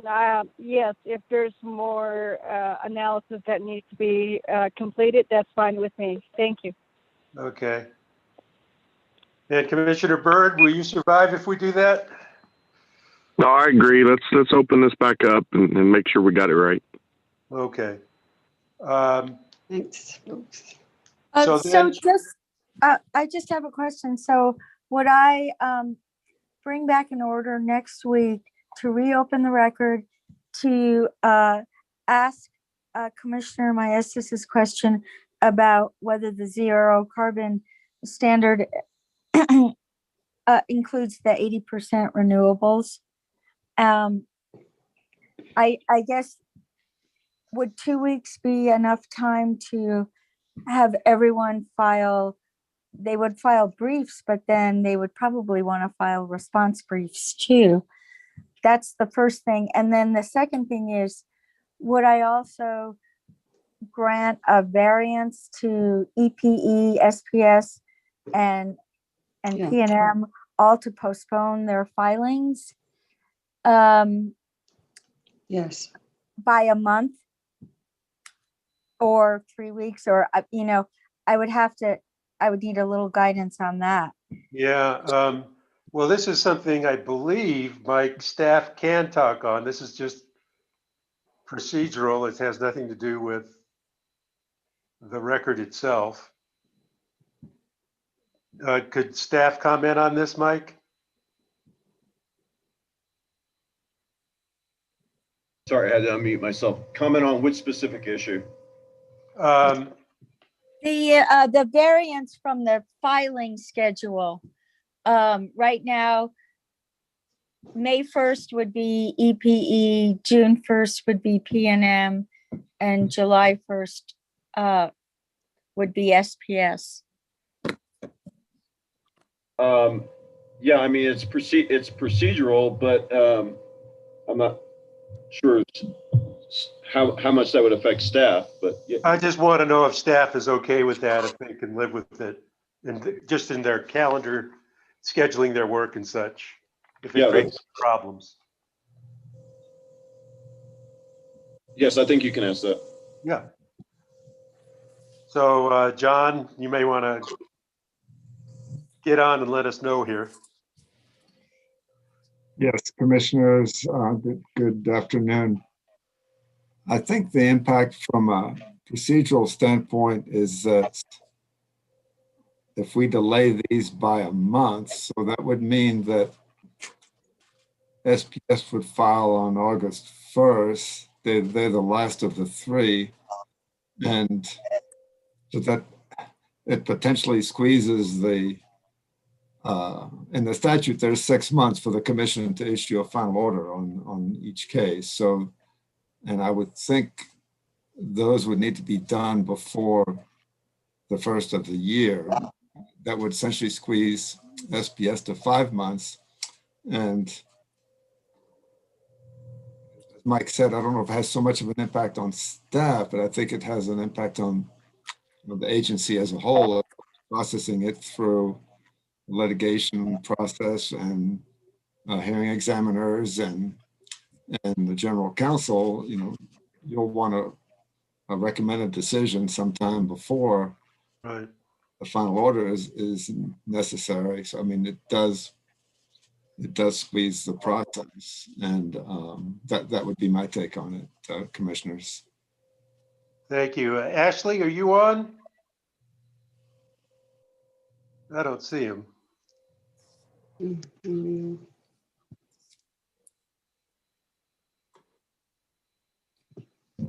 But John does raise some significant issues, though, in terms of the hearing examiner's ability to get us a recommended decision. Because even after the recommended decision is issued, there's an opportunity for exceptions and responses to exceptions. Mm-hmm.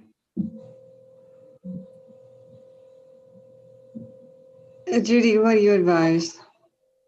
Or Mike, what do you guys advise then?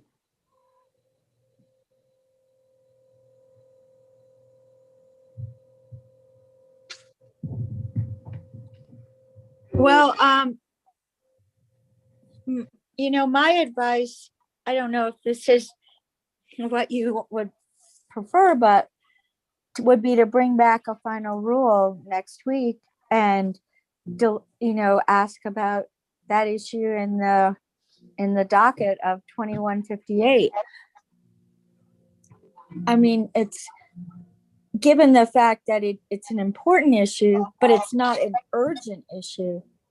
While the filings, keeping them on as close of a schedule as we have it on is in the best interest of the utility and the commission, and therefore the public, I would recommend trying to stay on the schedule and not delay everything by a month. But that's my 2 cents. Well, I'll throw a little more information in here. Is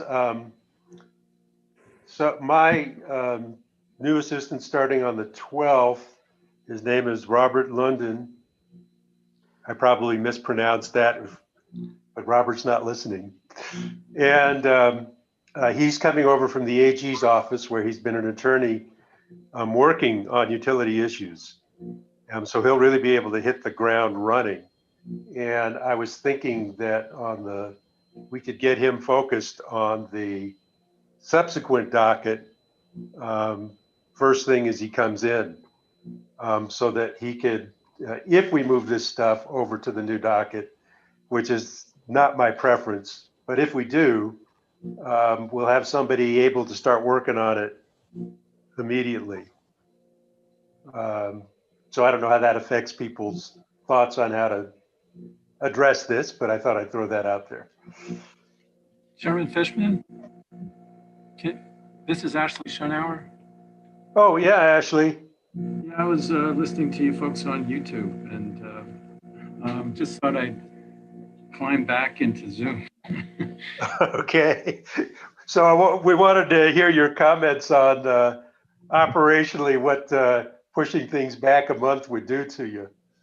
Yeah, I guess I wasn't clear about why people thought that a decision in these cases would need to be done by the end of the year.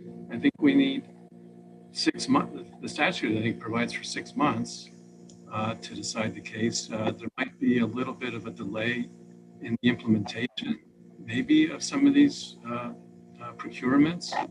But I guess I was curious to maybe hear about why people think that the December 31 deadline would apply instead of the 6-month deadline.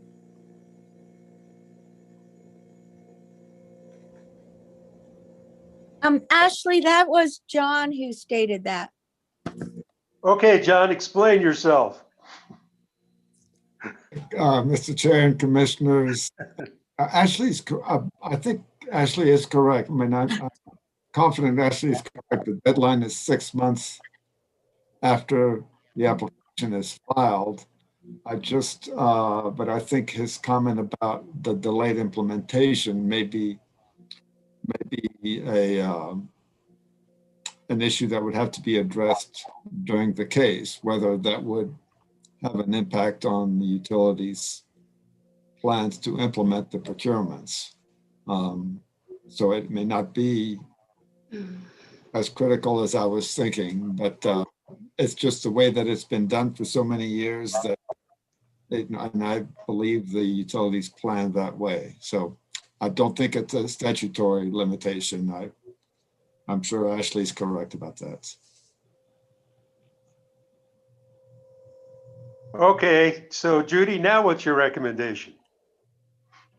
Well, I still, there's a piece of the information that we don't know about right now is, what the utilities might think.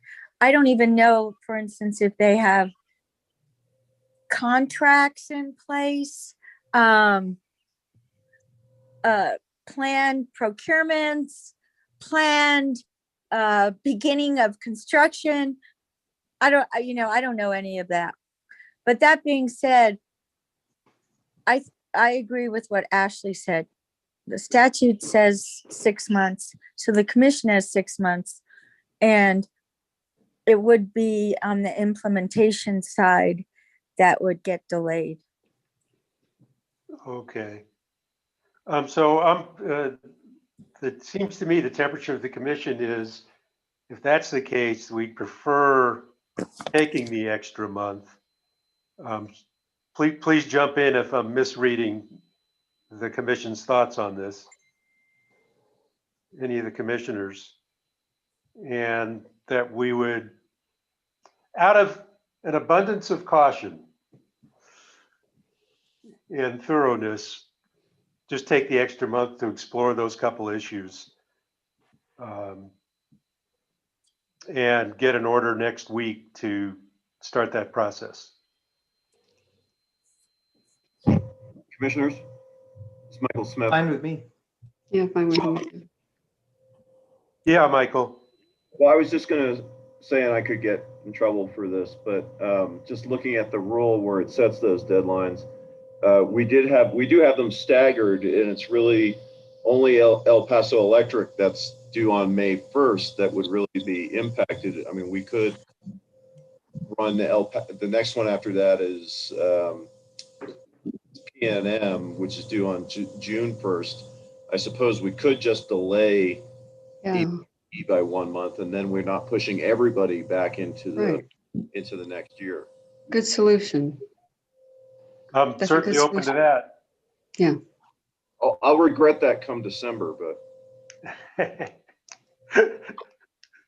Chairman, that does defeat the purpose of staggering the filings.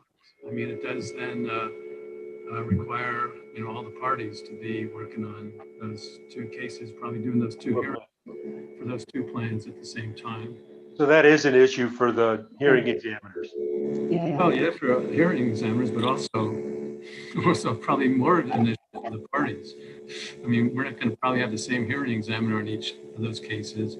Yeah. But the parties will certainly be working on all of those cases at the same time.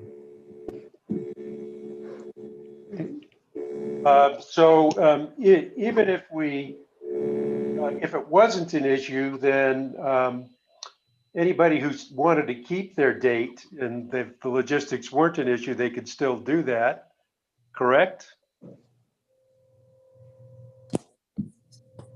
Well, then the issue would be, they would be filing under the old rule, and they would have to do what they did last year, which is request numerous variances.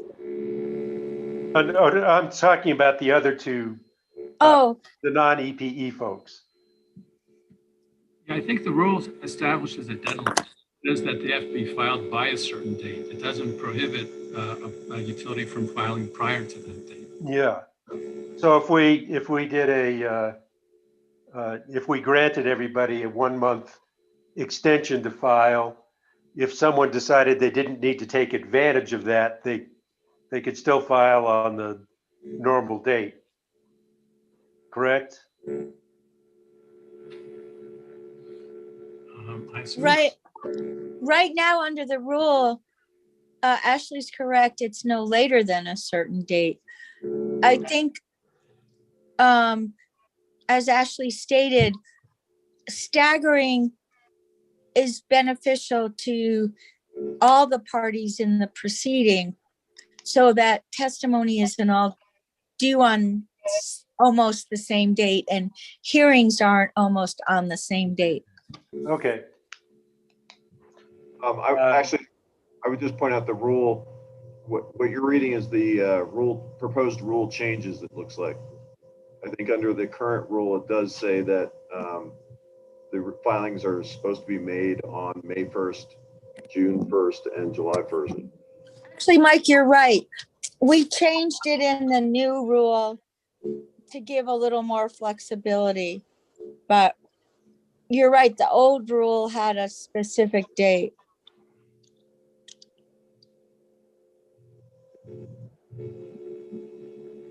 Okay, so we could push all three out, and Judy, you could write up our order for next week's meeting appropriately.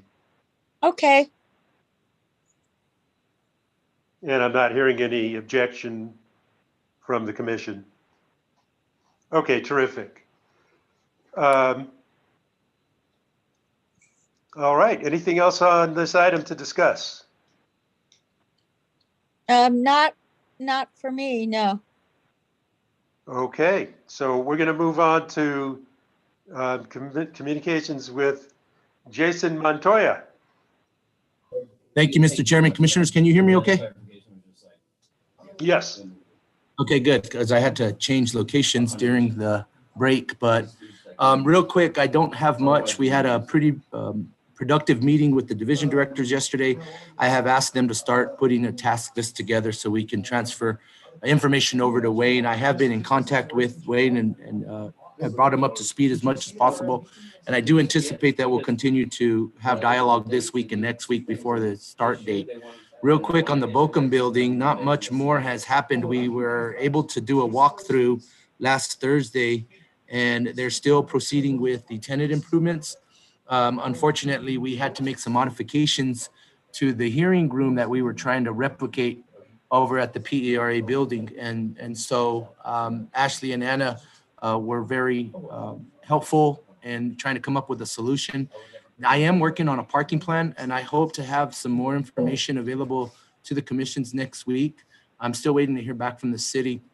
But other than that, it seems like due to the fact that we have some changes on behalf of the agency, the construction is going to take a little bit longer, just as I mentioned last week. So I'm guessing, we're probably going to be moving furniture the week of the 19th. So I've already talked to Chief of Staff, incoming Chief of Staff Wayne about it, and he's aware of that date. So that's really all I had. Everybody else is healthy. That's what was reported to me yesterday, thankfully. And I believe everybody had a happy Easter and appreciated the 4 hours of leave granted by the commission and myself last week. So that's all I had, Mr. Chairman, Commissioners. Thank you. Thank you. Hope you had a good Easter break yourself. Yes, sir. The weather actually cooperated for the first time as long as I can remember, to be honest. Okay. Communications with General Counsel. Nothing to report. Communications with. He's a keeper. What's that? I said he's a keeper. Keeps it short. I came up with a new way of saying nothing. With a lot fewer words. Communications with commissioners. Mr. Chair, Yes, Commissioner Masters. I just wanted to mention to all the utilities out there that it would be great if they could do something on their own to notify their customers of the emergency rental assistance program, because it does include utility assistance. The web portal address is www.renthelp, N as in Nancy, M as in Mary.org, renthelpnm.org. And for those folks that perhaps need to work with a paper application, the address to submit the application, if you can't do it online, is DFA attention ERAP for Emergency Rental Assistance Program, 407 Galisteo, Santa Fe, New Mexico, 87503. And then this is new. There's a new toll-free number that they can call. It's 1-833-485-1334. Again, the toll-free number to the Emergency Rental Assistance Program is 1-833-485-1334. The online application portal and the toll-free number are live. I suggested to my colleagues that perhaps we invite DFA back after the online portal went live. Maybe we can wait to see maybe 2 weeks or 3 weeks into this assistance program and see what else we can do to help them, or maybe they can let us know what we can do to help them. But I'd like to see someone, an appropriate representative from DFA, come back and just let us know how things are going now that everything's live. Thank you. And the last thing, just one last thing, we all received the Rule 440 notification on the Arroyo project on PNM's infrastructure, and I still have some concerns with the 440 rule. I have concerns with the project, how the rule was interpreted. And I realize, I think we don't have too many opportunities to question a 440 ruling, but we can inquire. We can ask for additional information. And I'm asking all of you if you agree with me that the interpretation, particularly of the BLM easement that was acquired in conjunction with the entire project, it was part and parcel with the project. that whether or not that's considered existing right of way. And I think I did take issue with that. And obviously, whether the switch yard, really falls under that. And so, and I know Commissioner or Chairman Fishman, you have some issues, with this rule. The frustration for me is that if we get these new projects, I feel like they're being piecemealed under location approval and the safe harbor and Rule 440. And I just think we need to do something to really address that. Addressing the definition of existing right of way. Maybe specifying the application of location approval for new projects instead of allowing the safe harbor as a loophole to only include select facilities under location approval. So I've said a lot, but I really think that in tandem, I think we need to really take a hard look at this, and I'm willing to do that. But I at least want to inquire with respect to this particular 440. But the language in the rule says any inquiry or any request for clarification has to come from the commission. I'm happy to draft a letter, clarifying those questions. And I guess if one of the commissioners really disagrees with the inquiry, then I won't do it. So I just wanted to put it out there, at least try and assert our authority to get clarifying information on a 440 filing. Mr. Chair. Yes, go ahead, Commissioner Hall. I agree, it's an issue. And at the risk of, I don't know, making more work for the commission, making everybody's heads explode about that sort of thing. I mean, you could open a notice of inquiry docket. It wouldn't have to. And it could involve largely efforts from your office if staff is overburdened. I know I'm doing that with the one of the rules I'm working on. So that would be a way to go. And and then you could get comment from people. I mean, I tend to think it's a big deal that we haven't, that's just been under the radar for a long time. And it's an issue we ought to examine. And so that's what I would suggest. So I don't know that we do enough of those. I think we should be doing more inquiries. Yeah. No, I'm frankly torn on this one. Is that number one, 440 rule, I think, yeah, a lot of stuff does slip under the radar. And I've always personally advocated for the idea that Commissioner Maestas used the word piecemeal, that you get a lot of these piecemeal projects. That's about right. That on an annual basis, there's no reason you couldn't report on, we've got these 30 piecemeal projects in the queue, many of them distribution projects, and report on them all at once so that we see the whole picture coming through before it starts going through the 440 process. And so it doesn't mean you have to approve each project, but it does mean we have the whole picture. And that's, I think, what we lose with the 440 rule. In this particular case, I think part of me is looking at this $35 million being submitted under a 440 and going, that's kind of perhaps a misuse of this rule to put such a large project under a 440. But on the other hand, quite honestly, looking at the Arroyo project, which is kind of the number one replacement resource for San Juan, and I want to be sure we don't get hung up in some NEPA thing that doesn't go on forever. And we haven't had any protests from anybody on it that I know of from a NEPA standpoint. So I'm kind of weighing these things and trying to figure out, okay, what do we do with this one?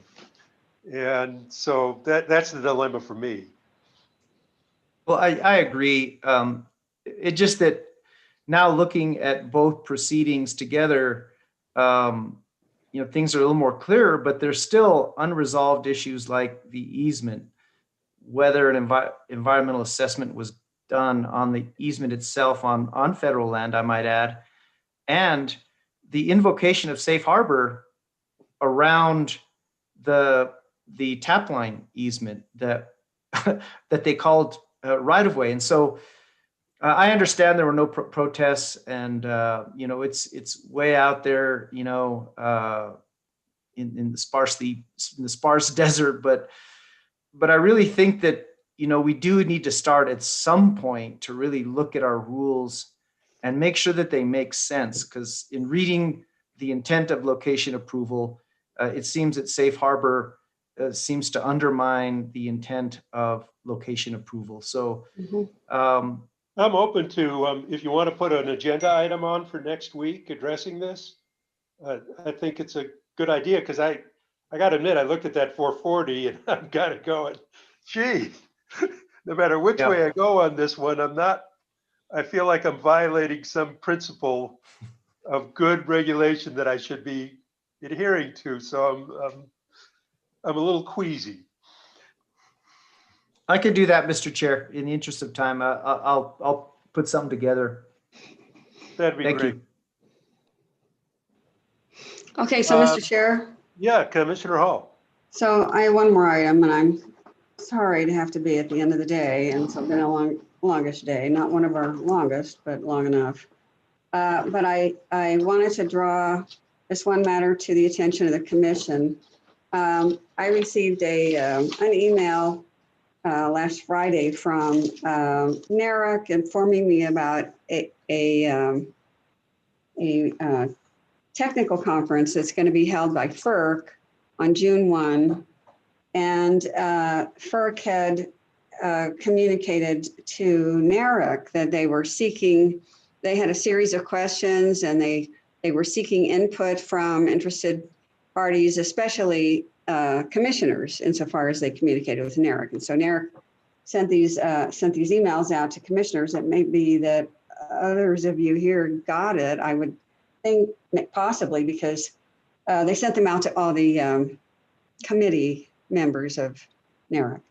In any case, the subject matter is it's going to be a conference on climate change, extreme weather, and electric system reliability. And in particular, they had questions, several of the questions were directed to commissioners, specifically, regulatory bodies, with respect to what are you doing in terms of ensuring that the utilities in your area, what are they doing? What are you doing to make sure your utilities are going to take measures that, will keep the lights on? And how it wasn't phrased quite that way. They were just asking what is happening in your state.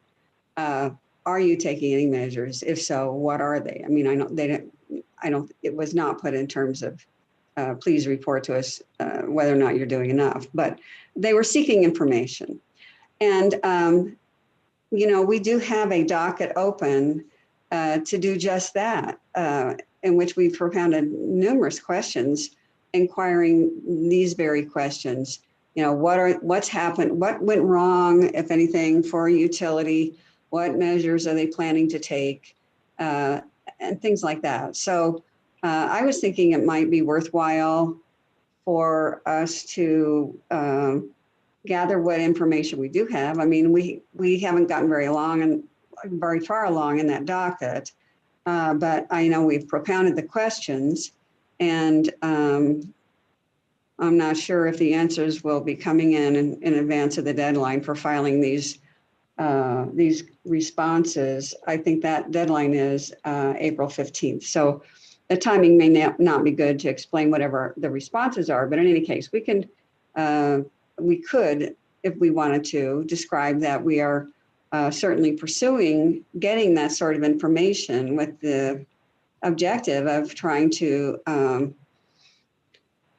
do whatever may be necessary for us in terms of developing standards or measures that we think utilities ought to be taking. And I know I, for one, have heard of the fact that wind turbines can be weatherized, and that they were successfully weatherized in Iowa during that cold weather event, and they were able to keep running, in contrast to Texas. So that's one thing I would like to bring up in that docket, and get information from utilities about whether they have information on that, if they think that's something appropriate for their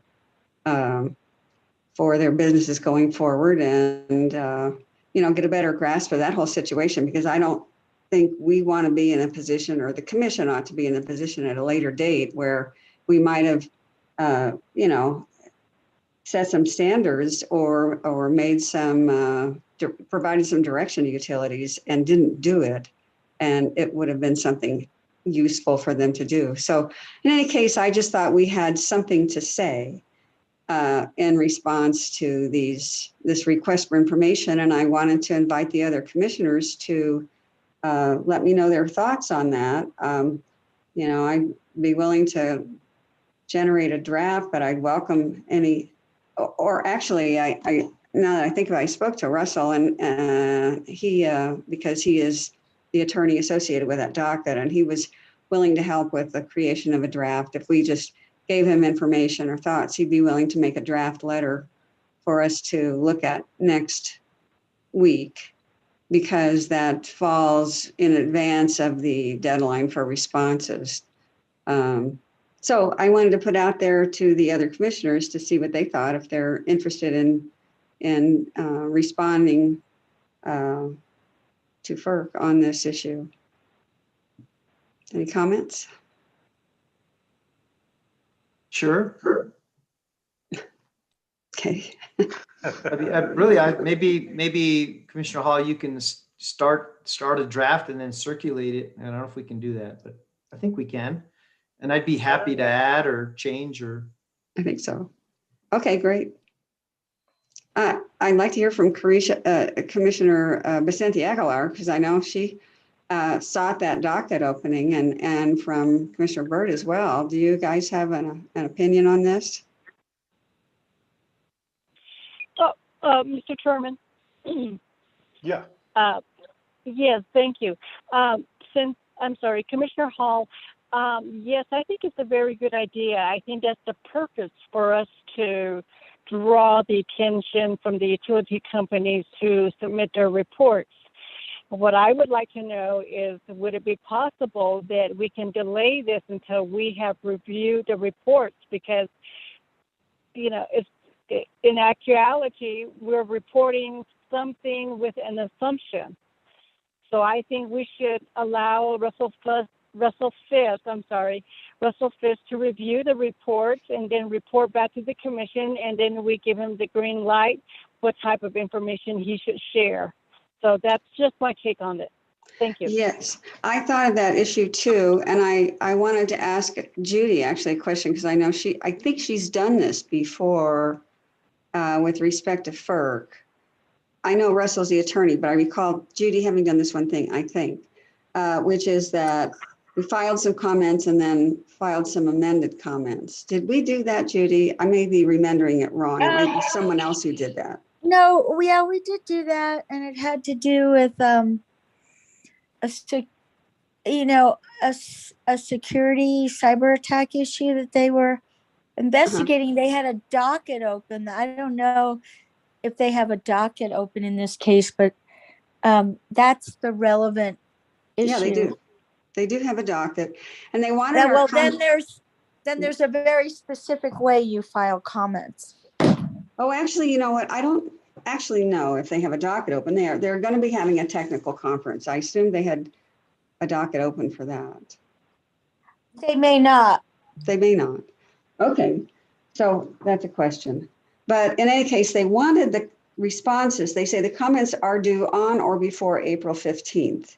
And I don't know the deadline in our docket when responses are due. But Commissioner Hall, can I just jump in? I can answer. Okay. So Yeah. the responses to the questions that were promulgated to the utilities and also the co-ops in docket number 21-00045, that's the inquiry docket. Those aren't due until May 7th. What I would say is this, though. What Commissioner Hall and I discussed last night was answering questions 6, 7, and 8 on this set of questions, because that asks what the regulatory authority that would be, you know, dealing with the area of the impact of extreme weather events and electricity, what that regulatory authority is doing, what plans they have, and what they're doing. There obviously is this commission for New Mexico. And so I don't think we won't need those responses in order to, you know, answer those 3 questions for April 15th. The answer, I think the answer will be, you know, that's what we're doing. We're gathering information right now to decide if the commission will be establishing any standards. That's just where we stand.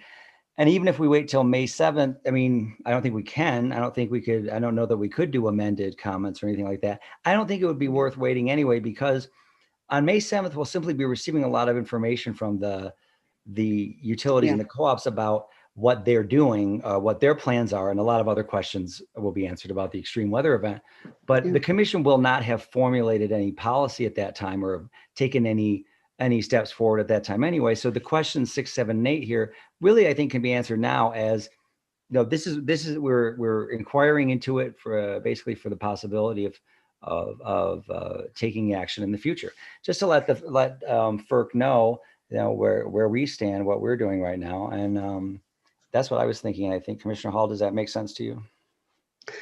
Yeah, it does. I mean, they definitely want information, and they have a range of questions, but it's not as if they want to know what are your policies yet. They just want to know if you're even doing anything, and how do you see the scope of the problem. So I think whatever we're doing would be useful for them. And, you know, I presume it's because they're trying to contemplate some action on their own part. And that may well impinge on us in some way, you know, insofar as it affects regional transmission organizations or other interstate trades. So, you know, it would be, you know, it could be something that has something to do with us in the future. It might be something that will be helpful to us in the future. And in any case, they may seek further comments later on. So in any case, I think it would be good for us to begin participating in this process, because we have something to say. We are trying to do something proactive here. We are trying to get a handle on what's happening in our state. And we definitely do want to avoid being in a situation where we regret not having taken action. So we're going to be rigorous about this. So I think it's a worthwhile thing to do, especially since we already have a docket open and we're taking steps in it.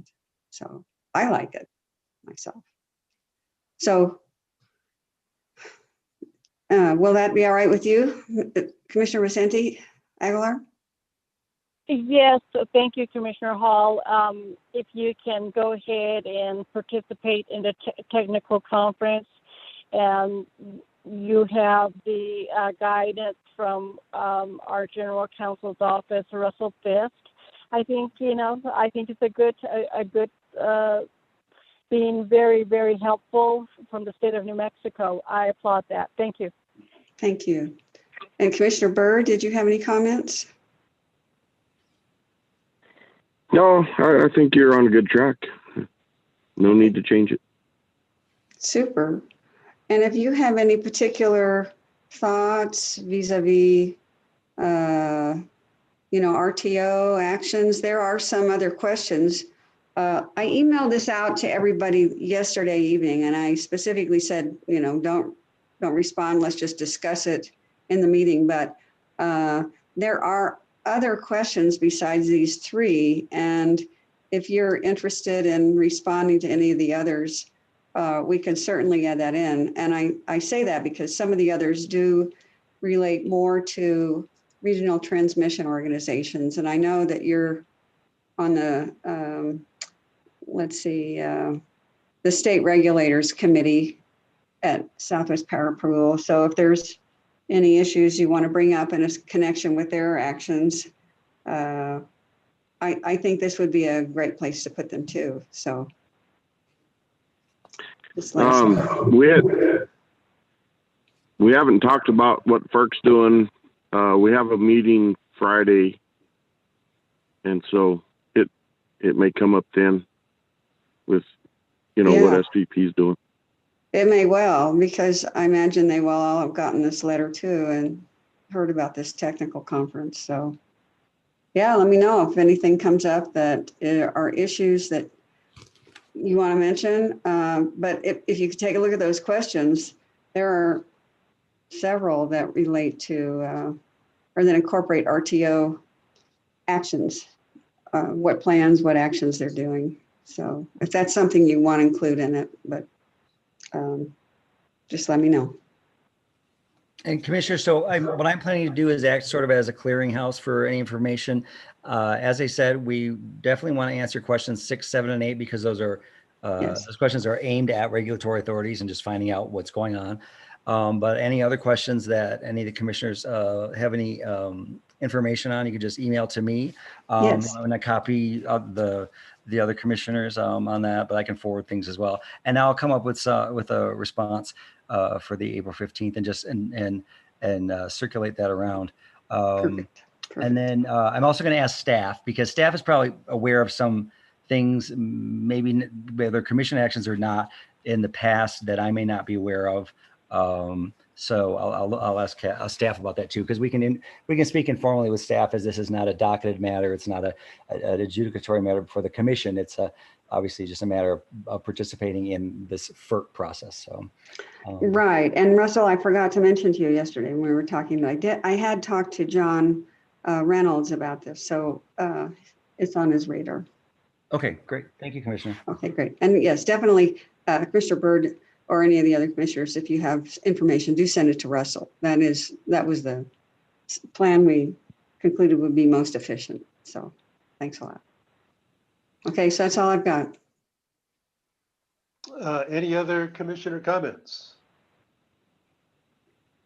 I'm just going to say a quick thank you to Judy working on this rule, taking a lot of comments from a lot of commissioners and did a really good job of incorporating them. It's a lot to take in at once, so thank you, Judy. The work is appreciated. Oh, you're welcome, and we're still working it, right? Okay, with that, let us adjourn. Thanks, everybody. See you guys.